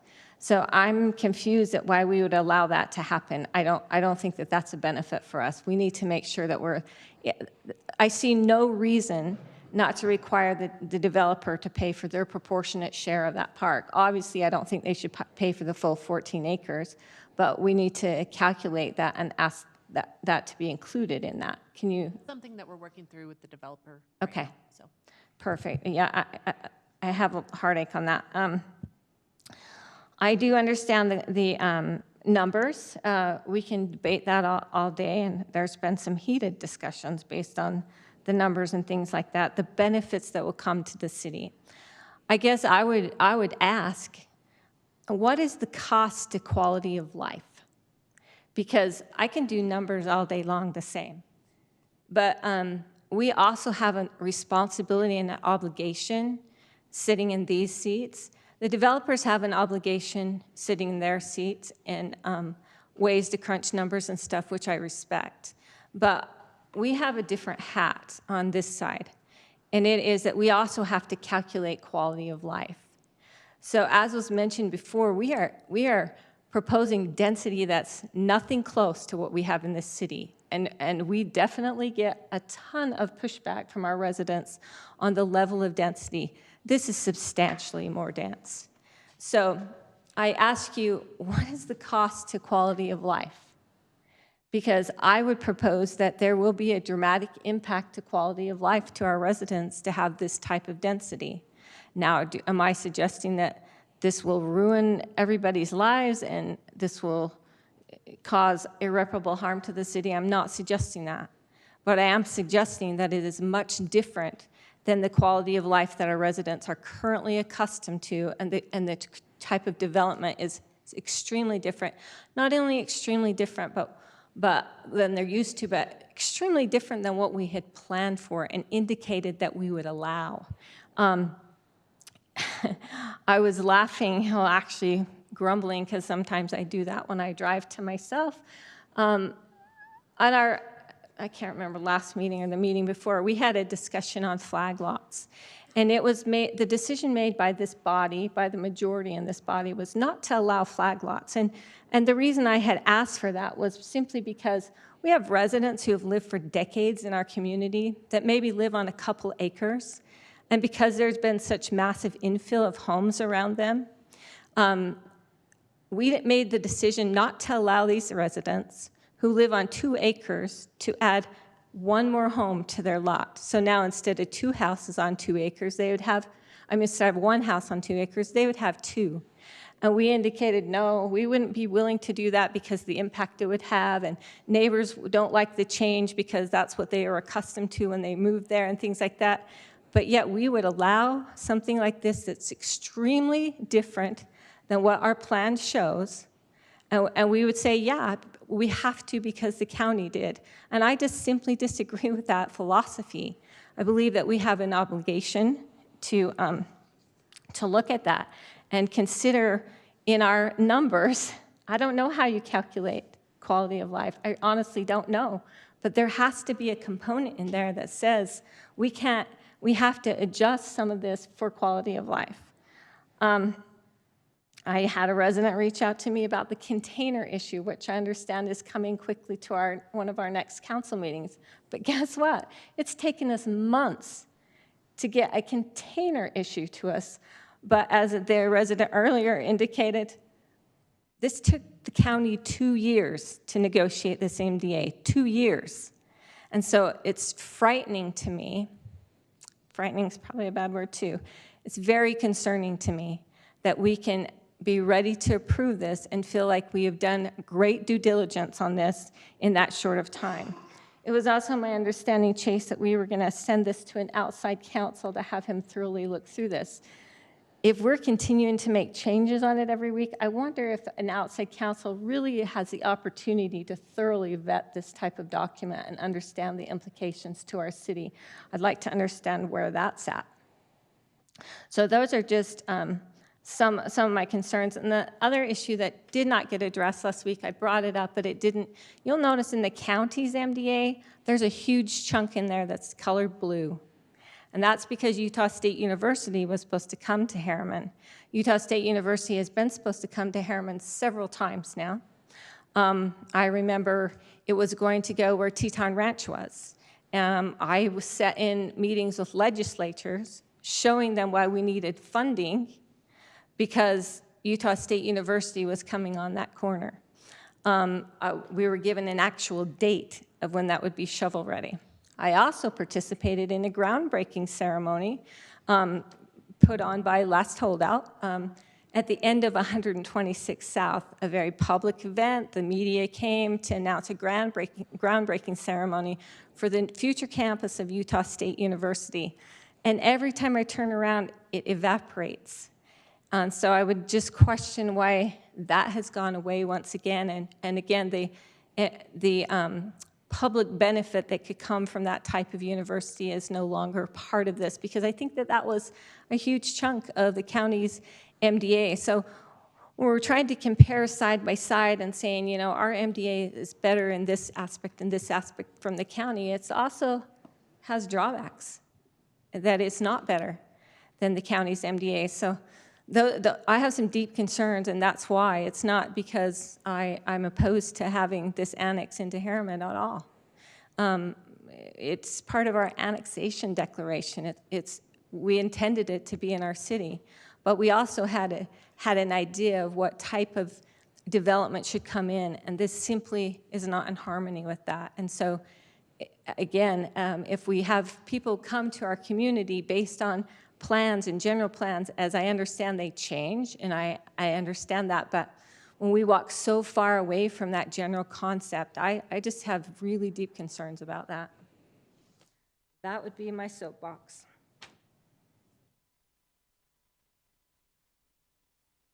Okay. So I guess I need to understand if the council would be, first of all, willing on the Trailhead Park, would you all be willing to say, let's just treat that as normal open space, have it deeded to the city just like normal? We'll negotiate with the county. I was told through, not just recently, but the county apparently has received funding for that trailhead, so there you go. They want that thing to happen. So I don't think it's a concern for us to wonder if, if that's going to happen. What if it doesn't happen? We're going to be stuck with this corner piece of property or something like that. That doesn't concern me. I think that we can figure out how to negotiate with the county on that, and then that way it's handled just the same as all the rest of our open space. Do you guys have opposition to that? Yeah, I do. And I think there's a misunderstanding on something. 20% of this project is not being deeded to the city as open space. Okay. 20% of the project is going to be open space. Some of that open space is going to be deeded to the city. The map, as it is currently shown, that exhibit B1 or B2, whatever it is that has the green space on it, is reflective of the green space, the open space that is going to be dedicated to the city as part of it. What it represents about, if I'm correct, I think Eric's not here, but he said, oh, he is back there. It represents about half of the, maybe 60% of the green space. So there's probably still another 75-ish acres of green space that are gonna be, you know, pocket parks or HOA parks or all kinds of things spread throughout the whole development that aren't reflected on the map that are still being done. The 20 acres, if it gets deeded to us as quote-unquote open space, and the county doesn't build a trailhead there, I don't know that that's the ideal place for 20 acres of open space. I don't know that that is needed right there to have 20 acres way out on the corner for. Like, I guess something that's we my can't question do. on that part, Steve, is there's no language, there's nothing that says where it would be if that happens. Where would that 20 acres go? If that's not the best place for it, what's the contingency? Where would that go in the plan? They will still have to provide that same amount of green space. It will just be in other places. But it won't necessarily be dedicated to the city. But where, and will it be contiguous? Will it be equal to that? Because this is being sold, that part's being sold as a big part of this, which I agree with. If we get that done with the county and open up recreation over there, great. But it's just a detail in the plan. Look, if that agreement doesn't go through with the county, I had conversations with some of the decision makers yesterday who said they had postponed their decision until after we make our decision. Those don't know, looking at potentially what I'm hearing is a swap with the equestrian park in South Jordan. And then the county could put resources here.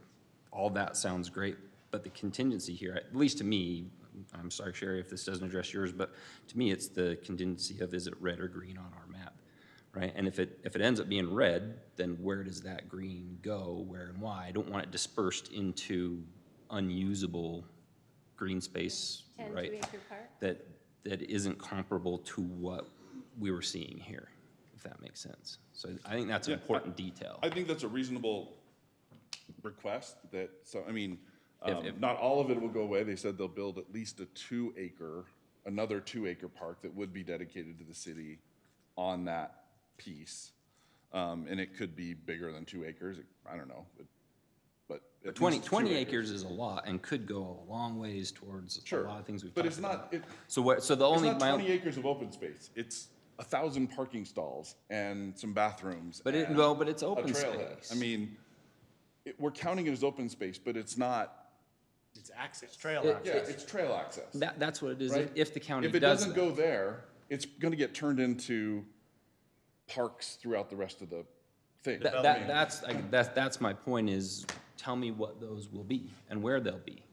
Have a plan, I guess if it There should be a doesn't go plan, if there- there's a plan for what will be built Another there, if it doesn't 20-acre happen, there should be a regional plan park. for where those go. I think it's unreasonable to expect them to say, when they don't know exactly what houses they're gonna build, at what time, with what builder, with what amenities, to say that you need to put on a plan something that is completely changeable. Well, what about another 20-acre regional park? 51.5 acre pocket park. That's what planning means. So what I don't understand I'm that one. understanding is that the request is that if you don't have this 20-acre park, you want to know exactly where another 20-acre park is going. Is that, Or else just indicate there will be So, another but- 20-acre regional park. they have indicated that there's going to be a 20-acre regional park as a trailhead. Right, but if that goes away, they can break that up and do parks all over everywhere. And so Well- maybe we have another, there's a stipulation, if that goes away, there's a 20-acre regional park located somewhere in the development. And it addresses these rugby I don't think the players. topography actually is beneficial to put that type of language in there to require a I think 20-acre. there's places. So my concern, hold on, my concern goes back to the fact that they are planning a 20-acre trailhead, and we now want them to plan something else other than the thing that they're planning. No, I don't, I'm not suggesting that at all. I'm suggesting that I see no reason why they don't just deed it to the city, and the city negotiates with the county, the 20-acre regional park.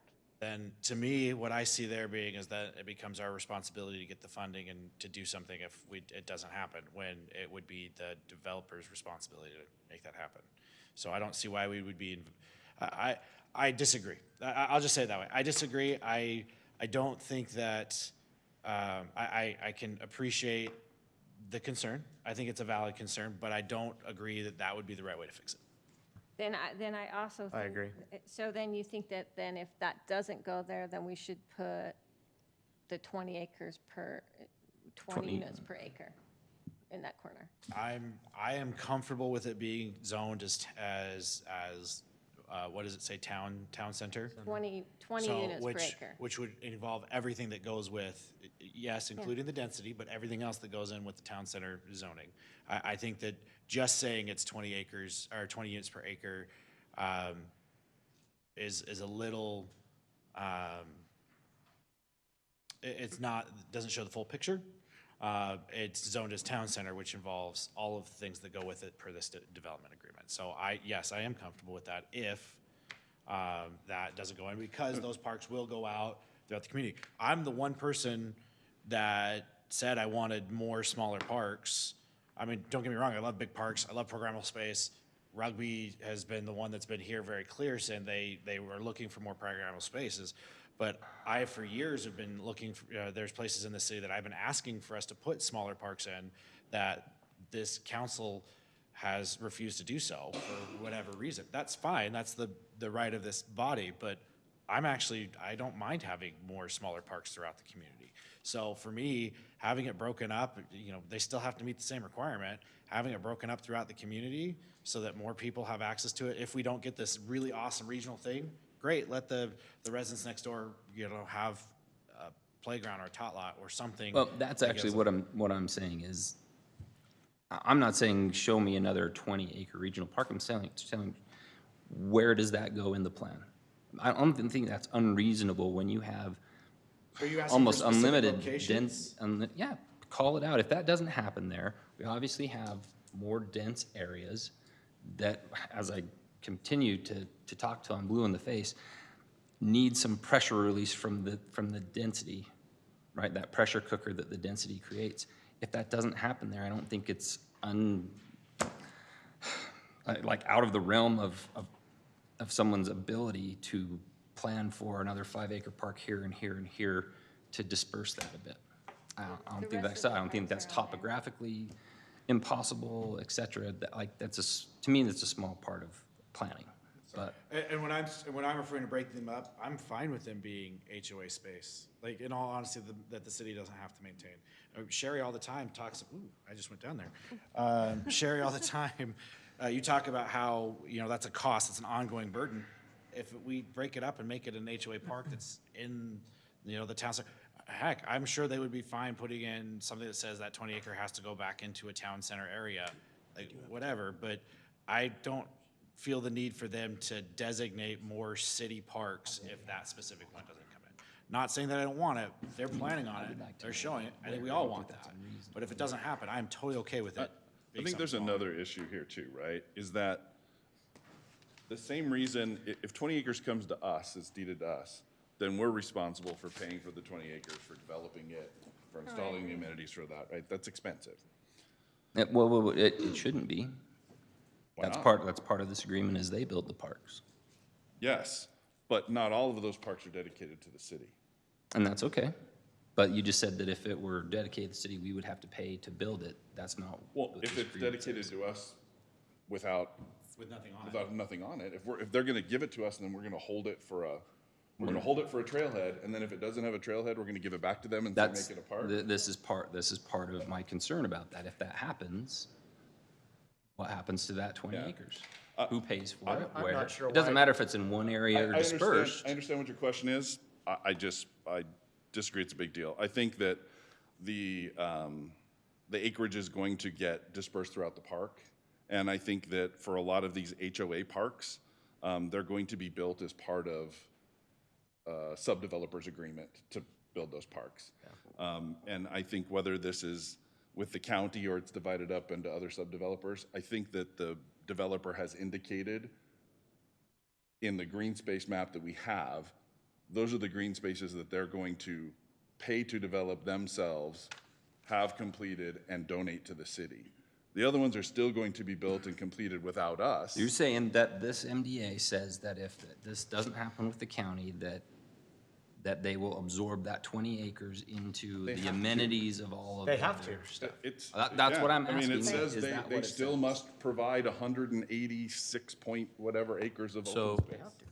Just to add some context here, this was one of the changes that was made after last week's meeting, and it does state the very last two sentences of section 6.9. If the owner, master developer, and county are unable to come to an agreement about the operation of a trailhead park within the planned community, then master developer shall construct at least one 2-acre park within the same general area, period. Master developer shall also locate, consistent with the open space requirements of this MDA, additional open space within the planned community. What that means in principle is that the 20 acres that they were going to build as a trailhead have to be dispersed somewhere else within the project. And they have to pay for it. And they have to pay. They have to pay for it. So I guess either way they're paying for it. So I guess I'm confused why it's a big deal. If it doesn't happen and we don't negotiate it with the county, then they still have to pay for it wherever it goes. I'm just not sure why we would want to insert ourselves in the middle of a process where clearly the developer and the county have given strong signals that that is what's going to happen there. They have dedicated funded to it. The developer's been working with them to make that happen. I'm not sure why we would want to insert ourselves in the middle of that to just, I think the county's gonna be more than willing to work with us and have conversations with us as that development moves forward. But I don't see any benefit in the transfer of the land to us and then have to transfer it and work that out with the county when that is already in process. And there's language in the MDA that says if that doesn't happen, they still have to meet their open space requirements at their cost to develop those parks within the MDA. And I think that if I'm reading between the lines here, Sherry, I think when based on the other things you said, I don't think it has anything to do with 20-acre park. I just don't think you want it zoned something that could be built into 20 units per acre things up there. And if that's what you don't want, I think that's a reasonable position to advocate for and say, I think it should be zoned the low density area or something like that. I don't know if that's the right thing or the wrong thing. I'm not saying it, but that's a reasonable thing to advocate for, and I think you can make your case for that. As far as the issue with the park, I just don't see it that way. Right, and I did attempt to make my case for this even last meeting when I said that it's deeply concerning to me that when we have private entities negotiating with the public entity, if we entitle land with the ability to put 20 units per acre, and call it what you want, the town, whatever center, right? That land becomes more valuable than it does if you can only put a few homes on it, or if you can only put a park on it, or if you can only put a farm on it. It changes the development value of the land. And so now if I want to go to the county and say, gosh, my 20 acres used to be only worth X amount because it was farmland, and now because it's entitled with this type of density, it is now worth X amount. So when I need to trade it with you for this land, now my land is much more valuable. So that is truly. I guess my response to that would be is it's already entitled under the county's MDA. The change to our MDA would do nothing. It's already in, the negotiations they're having with the county on this piece of property already has the county's entitlements on it. Unless it comes into Harriman. It still does. It's the same. Well, not if it comes into Harriman. I'm just saying we have that option to decide that. And yes, you are absolutely right. We have the option to decide that. And the developer also has the option to choose not to come to the city. I think, I understand, I have some heartburn over the land is valued more, so we shouldn't do it. That, I don't necessarily agree with that, but I can understand, I'm trying to understand where you come from. At this point, in regards to the parks, just so that we can be productive, it sounds like the majority of this body is comfortable with the trailhead, the situation, language the way it is. So David, if I could, Chase and I have been having kind of a sidebar. And I again, apologize, Sherry, moving on from maybe kind of the deeded part of it to the concern of, I just don't want that open space to disappear. So the sidebar we were having is, okay, I asked him, well, okay, how many acres have to be developed as open space if that doesn't happen? Well, there isn't a set acre. It's 20%. less all of these other things that get to be deducted from it. So there are 3 provisions within the development agreement that control how much open space needs to be dedicated to the city. The first is section 6.4. It talks about the effect of the school district property on the open space requirements. One of the discussions we had is that property that's developed under, by the school district wouldn't count towards open space. Part of the negotiated process with the developer was that then gets reduced from the amount that's required. So if the school district develops 100 acres, there's not a 20-acre open space requirement for that project. It gets just reduced from the total requirement. That is also the case with the institutional property. The institutional property is defined as the property that would be developed by USU potentially. So if USU comes in and we're not able to come to some agreement with them about the use of some of their property as open space, like the school district property, that gets reduced from the amount that's required. So if there's 100 acres of Jordan School District, 100 acres of USU, there's 40 acres that would typically be required for that area, but that's now being taken away from the requirement. The third provision is the effect of the capital roads on the open space requirement. We've done this in other areas with development agreements where the acreage of capital roads within the project get reduced from the requirement. In talking with them, we're looking at anywhere from 15 to 20 acres of open space that would count as capital roads, public improvements. That would get taken away from the total. So there's not a fixed number because 1, we don't know how much land, if any, USU is going to use, 2, how much land Jordan School District's going to use, or what that area in acreage the capital roads are going to be. I want to make sure, just so we're clear, the 15 acres for the capital road is deducted from the total acreage of the park for the calculation of the 20%. Correct. It's not reduced from the 20%. Correct. Okay. Yes, so that 15 acres would not have a requirement. Total project Correct. acreage. Yeah. Yes. So there's no requirement to dedicate 20% of those 15 acres. Correct. So 3 acres. Thanks for the clarification. Correct. I actually think that as the plan shows right now with that trailhead and in really no location of USU on there, even though it's been talked about for a long time, I agree. There's been some, frustration around that, but I actually think in terms of benefit, I think we get a much bigger benefit by having the trailhead and the open access to the other area that'll open up having in the city than rather having USU without really knowing, again, what, if any, public access there would be on that. I'd much rather have the county's proposed trailhead in that area. Oh, and I don't disagree. I would much rather have the county's proposed trailhead there too, because then the county takes over O&M and we get the benefit of the trailhead. I don't disagree with that point at all. Can I bring up the K Park? Can we go to that one? Yeah, I had Go ahead. problems with it as well. And Why in the I world raised would we, them up why with in the world Wendy would we be today. paying for that? I don't want to speak to all of that. I don't know what the proposal is to fix it yet. So, but it was raised up as a concern that this is different than how other park space that's coming to the city is being handled. So I raised that question today. Was that, or was that not at our request? I'm sorry, you're talking about Part K? Part K and how it's being paid for? So it talks with the developer, and we'll have numbers for you coming. This is just something that's come up today. We asked them to upsize that park. So any upsize charge, I believe, is our responsibility. If we want to have a bigger park there, that shouldn't fall on them. So they can downsize it back to where it was at 2 acres, right?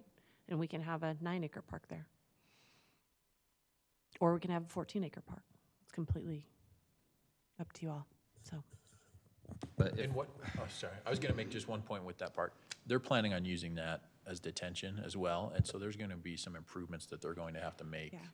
Right, we haven't formalized what that is in the development agreement, but they're gonna have to do some earthwork, move some dirt around.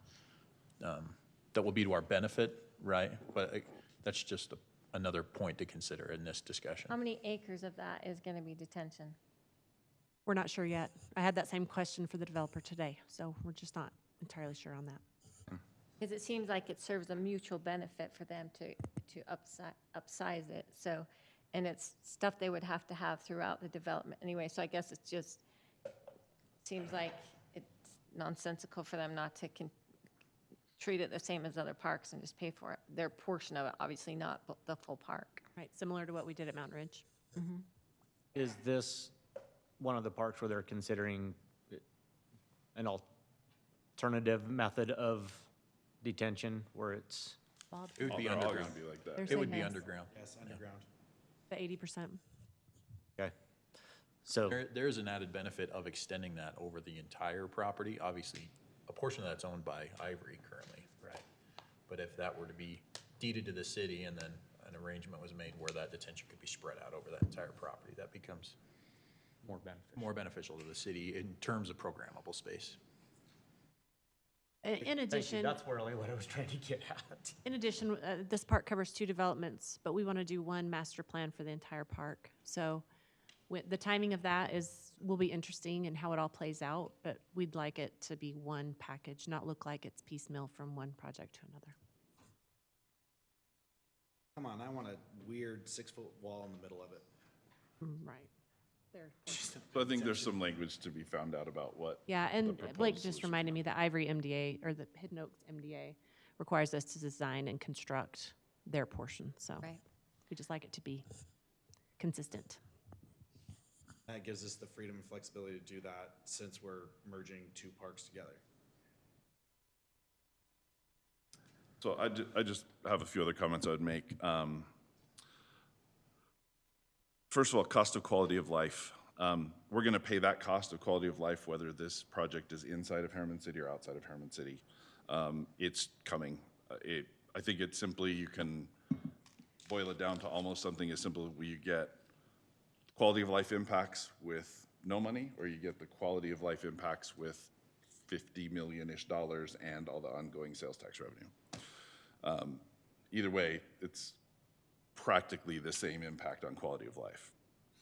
Grumbling to yourself while you're driving is a sign of intelligence, so keep going with that.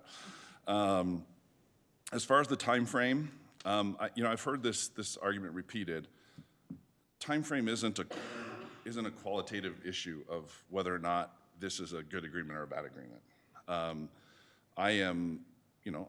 appreciative of the incredible number of man hours that have been put in by staff, council, developer, subject matter experts. I mean, I can't even calculate, but thousands and thousands of man hours.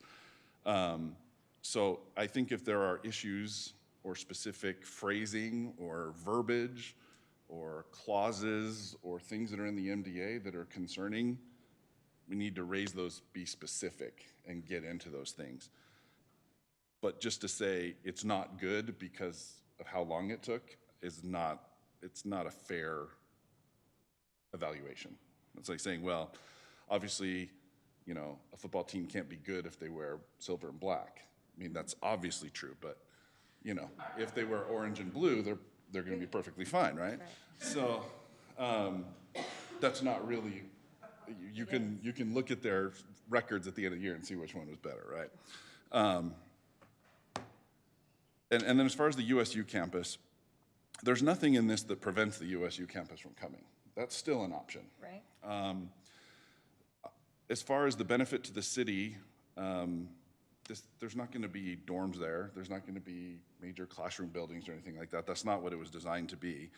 And if you take up, 80 or 100 acres in the middle of it and turn it into, farmland and cows and horses, all you do is you just create more density in all the rest of the places around the development right now. So having it absent actually dilutes the density in the property. So I actually think it's beneficial to not have it, at least the way it was proposed. I'm not against having a Utah State campus out here or an extension office or something like that. We just welcomed the University of Utah and Salt Lake Community College, and we're glad they're here, and Utah State's welcome, and that college down south is welcome to come, and we'll talk to them all about putting campuses out here. But as far as the particular presentation about the USU campus, I'm not that big about it. But anyway, that's my comments. So I'll give a few brief ones. Same ones, USU, it's just, the whole thing's strange to me. I've gone back and forth on, would it be good, would it be bad? And I'm getting questions from county people, is Harriman counting on it or not? I can see positives to it being there and the negatives, and either one. As far as the time frame, the issue I have with the time frame being involved in this process is, especially involved in other processes, typically the faster something goes, the more is overlooked, and that's how I feel. I definitely have not had enough time to thoroughly read everything and make sure that that all the moving parts match up. The PID references the Master Development Agreement, references the design guidelines, and back and forth. And with every one of these things, in my time involved as a resident and now on the council, almost 10 years, lots of things get overlooked in those little details, and it's years later when something's built where the end builder comes in and says, no, this is what it actually says, and this is all I have to do. Like, there's a lot of those things, those details I am worried about. But I would agree with the idea that just the time frame doesn't necessarily say I'm really good at what I do, I think, professionally, and I can do a lot of those things really quickly, where somebody who hasn't spent that much time might take longer. But I still need somebody to proofread it, make sure I didn't miss anything. Really, the other things I have is the money. I'll be careful how I word this. There's been numbers thrown out that this is somehow a financial windfall to the city. I think and even the PowerPoint that was done today, is sent this morning, there's inconsistencies in what it references. Are we referencing this development compared to what it would be if there wasn't a county MDA to compare it to? I don't think we should be making those comparisons. We should be making the comparison, like I brought up last time, of if this is going to happen in the county or not, right? It's entitled, there's a plan with the county. If we're going to change the boundary and do the same thing on our side, then how are we making it better, right? On all of those major points. I've asked every time this has come up give me a side-by-side comparison of the major points of these MDAs and tell me where we've decidedly made this better, the end product. Because if you live where I'm at, the border is a couple feet away, right? Literally, like maybe 100 feet. There's one house between me and Olympia Hills. If it's in the county, am I gonna feel a difference between whether it's built in the county or in Harriman every day? Right now, I can say I don't think so. The only real differences that I can see in the MDA that affect it is kind of two things. And I think that they're both positive things, and they're both mentioned, that some of the parks will likely get built faster than they would otherwise. Some of the backbone roads would likely get built faster than they would otherwise. Just the way that we're choosing to finance it and detailing those things, and the offsite improvements, even though they'd be required to pay those under the county agreement, same thing, but under our MDA, we're saying you've just got to pay those and build them up front as well, versus if we try to get reimbursed through the county, that's what it would be, right? Is we would have to build it and try to get reimbursed, right? The dollars come out the same at the end. The slide looking at the 31 million building permits and 2.3 fire impact fee and 2.5 police impact fee.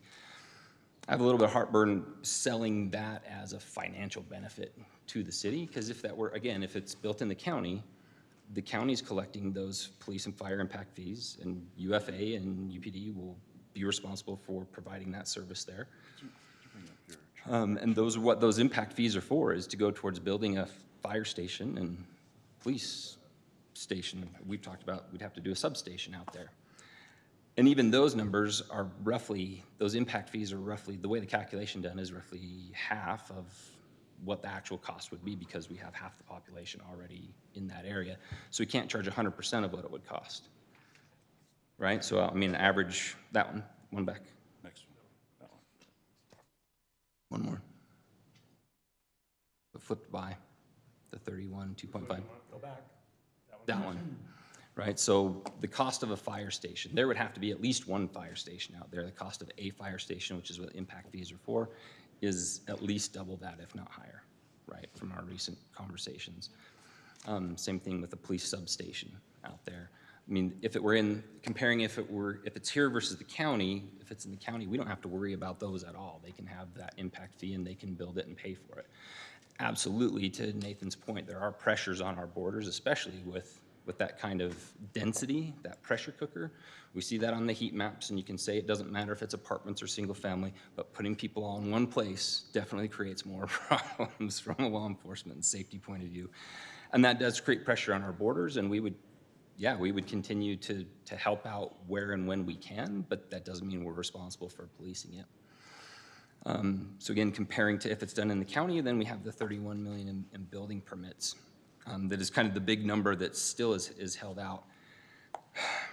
I have a hard time with that one because there's been a lot of discussion this last few years on the legislative agenda about how some of these things should be taken away from cities. If this is a windfall, if we're charging building permits as profit to the city, like something is wrong with that, I think, right?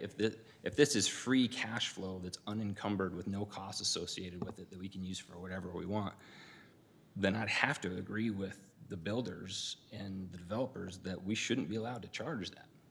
But my understanding is that's not the case, that there are real costs associated with those building permits.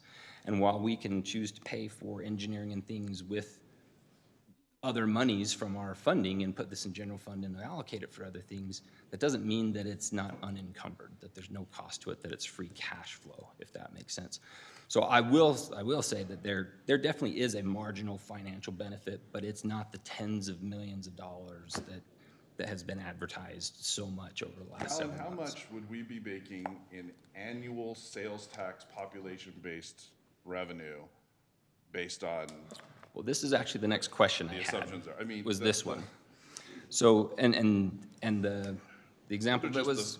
Those are the service funds. I'm talking about sales tax revenue. Well, this includes the sales tax revenue. No, it doesn't. No, it doesn't. This number on this chart, these revenues would include sales tax. Yeah. On sales tax population piece, I calculated at 1,743,000 a year. And it is included here, but where we've got Harriman City at 700, there's several things that are missing. Parks, maintenance, that's one of a huge cost, right? It's included in there. I just gave you a summary. You want to see the detail? You've had it many times. Well, just looking at this and putting it up to the public is saying that we have this surplus and we've covered these costs. So I'm just saying, when we're proposing some of these numbers, like, it's a little bit misleading to say that. Jared, again, I would challenge you on this. If there's numbers that you think are wrong or are misleading, tell us what in the assumptions are wrong. Where has Alan miscalculated something? What are her what do his numbers not considering? Just at my glance on here, and I appreciate the detail of saying, well, it is included in the total somewhere. But when we're presenting this to the public and saying, and if the number is still 2.9, at the end of the day, then great, it's fantastic. But there are some big expenses that aren't put in here, where it says Harriman City. Yes, they are all in So there. so they're all included in. All right. Okay. So that's. There is $1.558 thousand to do parks.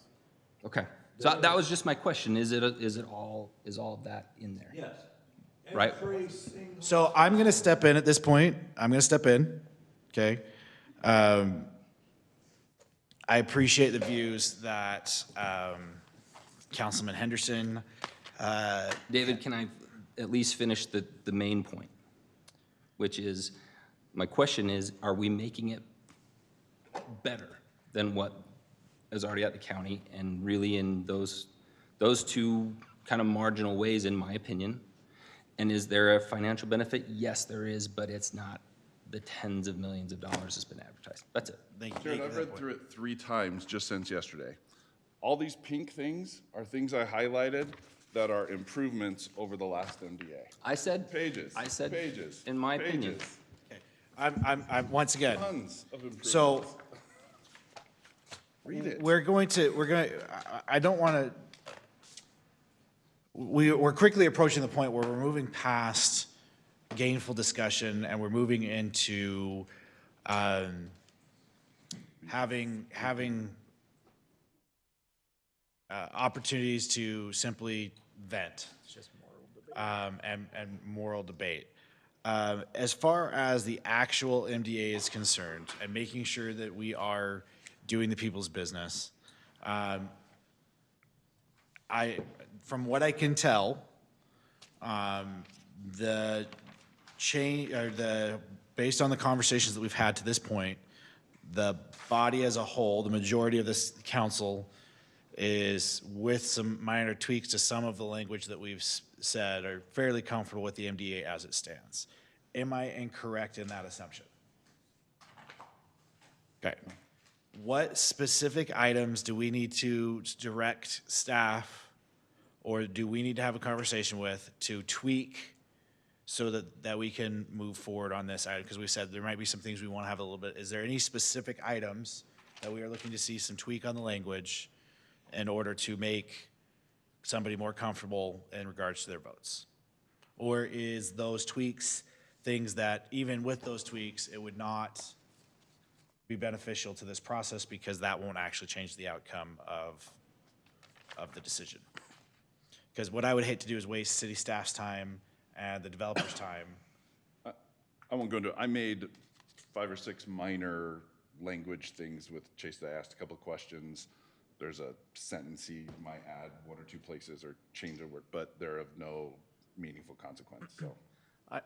I would say that, based on the conversation tonight, I think it would be helpful for all of us, based on the conversation I had, that if there was a little more, at least, clarity on the K Park and the funding, how that, I mean, there's pieces in there that obviously we talked about tonight that have to do with, a request on the city's part to upsize that.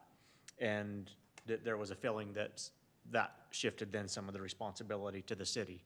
There was also discussion tonight about the retention or detention component of that will have to be done, and a financial piece of that, but also a benefit to that. I think for me, I think that was very good discussion. I think there were some pieces in there that I think would help all of us if we had a little bit more clarity on those, I guess, responsibilities and financial pieces of how the K Park is proposed today. Now, in regards to parks, I think it behooves, and I think it's, I'm happy to, out of respect for our council member, Orrin here, to have a discussion. I don't necessarily, I've already stated how I feel in regards to where does the 20 acres go if, it's not a trailhead.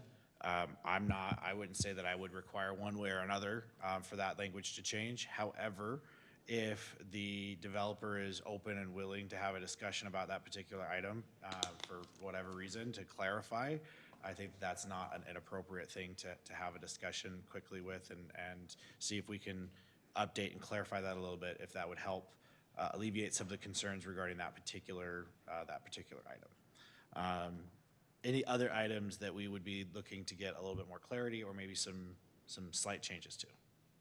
Not necessarily an MDA, other than, I thought we were sending it to outside counsel. Can you tell me where that status is? Not to undercut your abilities or anything, but it was my understanding that was going to be reviewed by an extra set of eyes. So there was some of that discussion. Nathan and I resurrected that discussion today.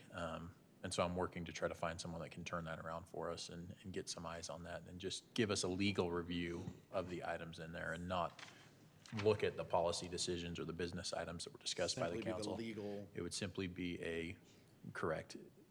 is the legal analysis that we've done and the implementation of those policy decisions based upon the legal framework consistent with state law. Yeah, so I just want to temper your expectations. Much of this MDA is what I would call more business decision and not legal. And so you're not going to find an outside firm who's going to tell you, that park's not big enough or something like that. Those are they're not going to tell us we should or shouldn't do anything. Correct. Right. So the evaluation is really just to look, did we miss anything that exists in case law or that? And this has been gone through by multiple attorneys. I think we did talk about it today, getting somebody just to look at that. But I wouldn't expect significant changes from that. Most of this MDA is business decision. It's not really legal. It's you're negotiating with another party and you're coming to an agreement that's not necessarily a legal issue. And I appreciate that, Nathan, because, again, I think it's always good to have an extra set of eyes on the finer details of the legal piece of it. But again, I would never want anybody who hasn't been involved in this process to be making recommendations on the process. So thank you for that clarification. Yeah, I don't disagree, and I had been, again, reached out to by a resident in particular who had listened that we had made that statement, wanted to know where that the status on that. So I obviously would concur that I would assume that that would be the same, but I think that was the intent was to, and I don't disagree, there's been several different attorneys look at it, but as far as I know, as far as the city's interest side of it, you've been the only attorney that's looking at it. Is that correct? Correct. And so I just think it's. Opposing counsel, right. Yeah, exactly. Who but- isn't, I shouldn't call him opposing counsel, right? I think Well, it's been a mutually. represents a different, the other mutual. party. But and from so a, it's from a good. legal perspective, I think our interests are aligned in making sure that the procedures are adequately followed and that the law is sufficiently followed as well. I agree. So I know that we've gone back and forth on a lot of things. I'm going to look at our city manager to make sure that you understand what we're looking for in regards to any possible changes. Do you have any questions, concerns? Are we? Specifically on the K Park, I know we've been having those discussions all day, so I think we. Okay. I just want to make sure there's no miscommunication or unclarity about the things that have been requested, so. I just make one more comment. Thank you for allowing this conversation. I know I did that out of orders, but thank you for allowing It's it. okay. I think it was important to have regardless of if we happen to get it out of order or not. It was just a matter of making sure I didn't get my hand slapped by Jackie. Yeah, 'Cause thank you. I Jackie knows apologize better. for that. Mayor, can I add one more just piece with regard to context of approval, if that's the route that the council does go?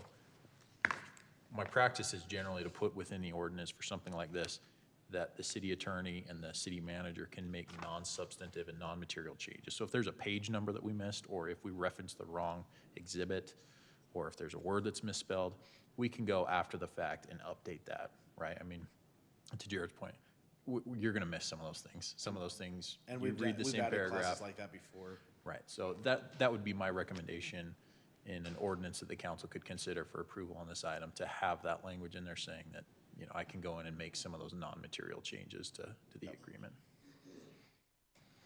Big bucks. Yeah. All right. Are you proposing just to add that as part of the agreement? Part of the ordinance, so authorizing the city attorney to go in and make non-material changes to the agreement for consistency With the purposes. city Perfect. manager. Right. And that will just be printed on the document? That would be in the ordinance, yeah. Yep. All right. Am I good to move on to the consent agenda? All right, I will move on to the consent agenda and accept a motion. Mr. Mayor, I'll make a motion to approve the consent agenda as written. Second. Motion a second, Steve? Yes. Sherry? Yes. Clint? Yes. Jared? Yes. And I'll vote yes, that motion passes. All right, we will move on to item 9.1, discussion and consideration of an ordinance amending Harriman City Code, Title 10, Chapter 16, to allow personal care service as a conditional use in the R215 residential zone as requested by Soleil Apartment Holdings. Michael? Thank you. Can I just grab the? They've been so patiently waiting. I can tell by their wonderful hair. The council was briefed on this item a few weeks ago, and this is before you tonight for possible action.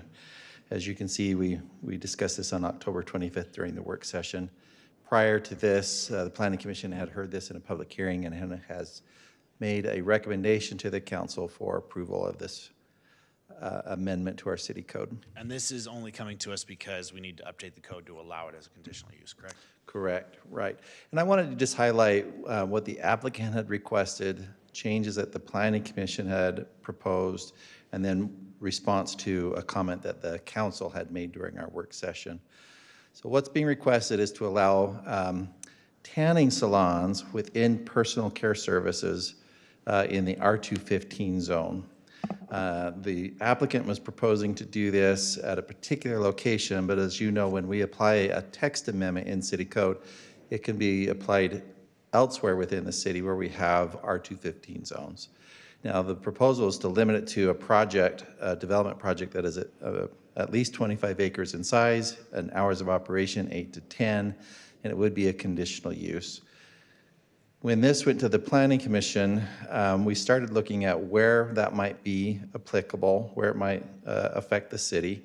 And really currently, Soleil Lofts and Havendale are two projects that are already developed that meet the size criteria and have already been developed in this multifamily development pattern with a clubhouse, with an opportunity to have some type of a community service or an amenity like this.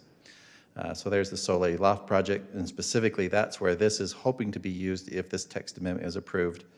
And then to the south of that is this Havendale project, which has also been built. We looked at the general plan and the zoning ordinance. We're finding some consistency with our objectives as a city. Here's where we're highlighting some of the changes. So initially, the applicant requests 25 acres. Planning Commission felt like they were comfortable lowering that standard to 15 acres. However, they did want to specify as a condition that it would only be allowed if it were attached to the main office for the development or in a clubhouse facility.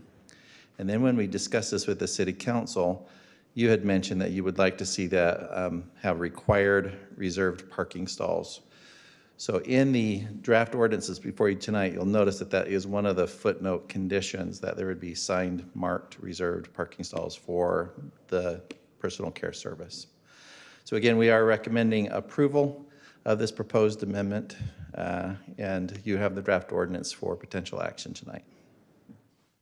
Any discussion by this council? I personally don't have any issue with it, so if there's no discussion, I'm happy to accept a motion on this item. Make a motion to approve ordinance number 2021-25, amending section 10-16-1 of the Harriman City Code to add personal care services as conditional use in the R215 residential zone. Everything you indicated on there is already in. I'll second that. Okay, a motion and a second. Jared? Yes. Clint? Yes. Sherry? Yes. Steve? Yes. I will vote yes, that motion passes. Thank you. All right, we will move on to item 9.2, discussion and consideration of an ordinance approving an amendment to the Title 12 of the Harriman City Code regarding flood damage prevention regulations. Jonathan.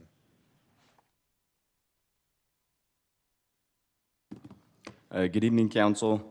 About a month ago or so, I approached the group here on this ordinance and went through it. What I'd like to do is briefly go through that again and for your decision. So the reason for this again, now currently Harriman City is part of the NFIP program, National Flood Insurance Program, through FEMA.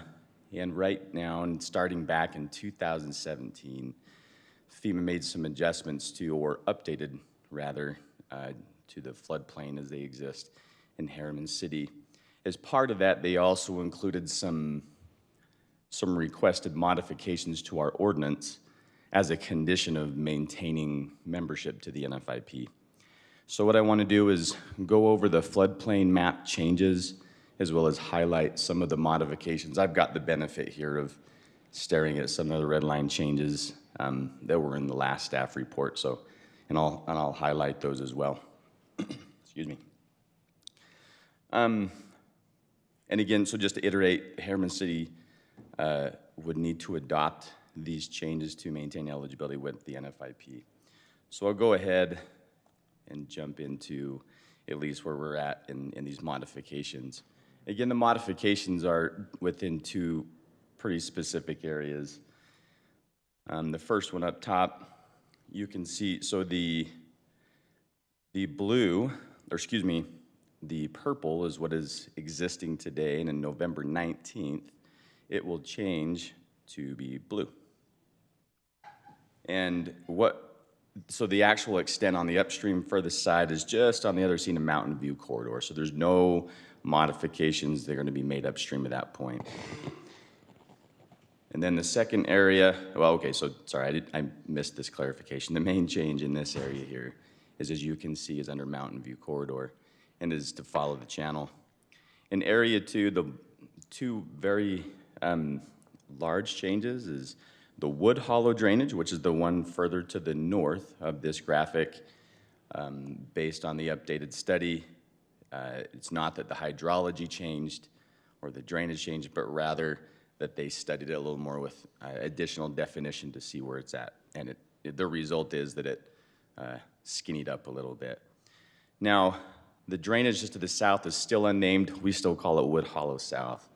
That was not in a floodplain prior, and we anticipate to add that as an additional floodplain as of November 19th. Does it impact any current residents that they're going to now have to obtain flood insurance?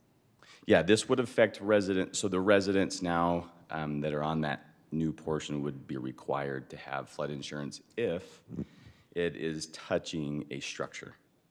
Now, mortgage companies can, if they'd like, they can require if it touches their property, and that's kind of their discretion.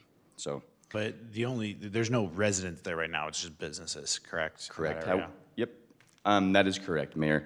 The clarification I would add is that we did send out notifications to all property owners as part of this process. So whether they hit a structure or not, they've still been notified. Some of the key updates in the ordinance is statutory authorization. We're being a little more prescriptive and bolstering the verbiage a little bit more, saying that we are entering into the NFIP program.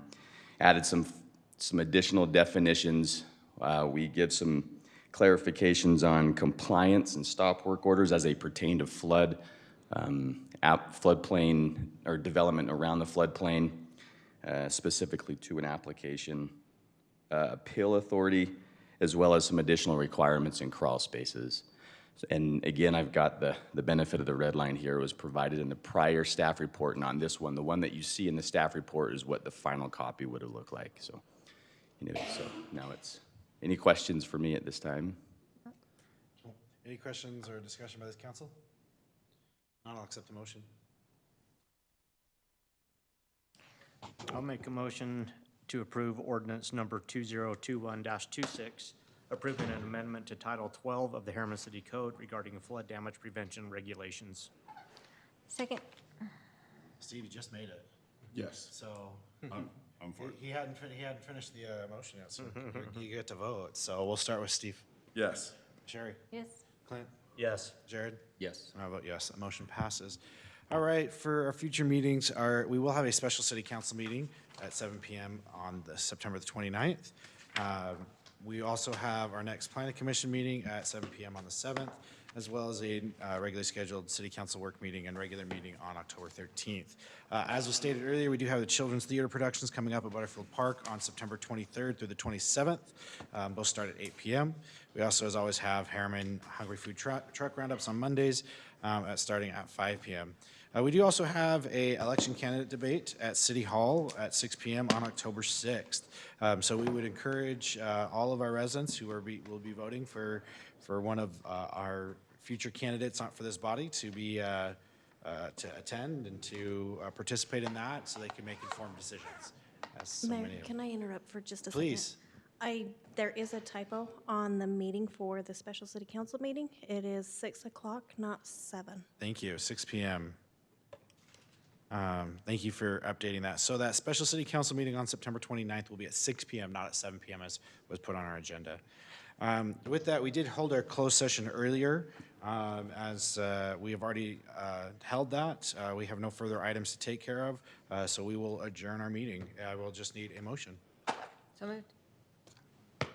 Second. All in favor? Aye. We are adjourned. Thank you. Yes, you did. My son just got that North Face at parents' house training. How old is he? I hope you took the He's under. 3 months old. That was 60 seconds.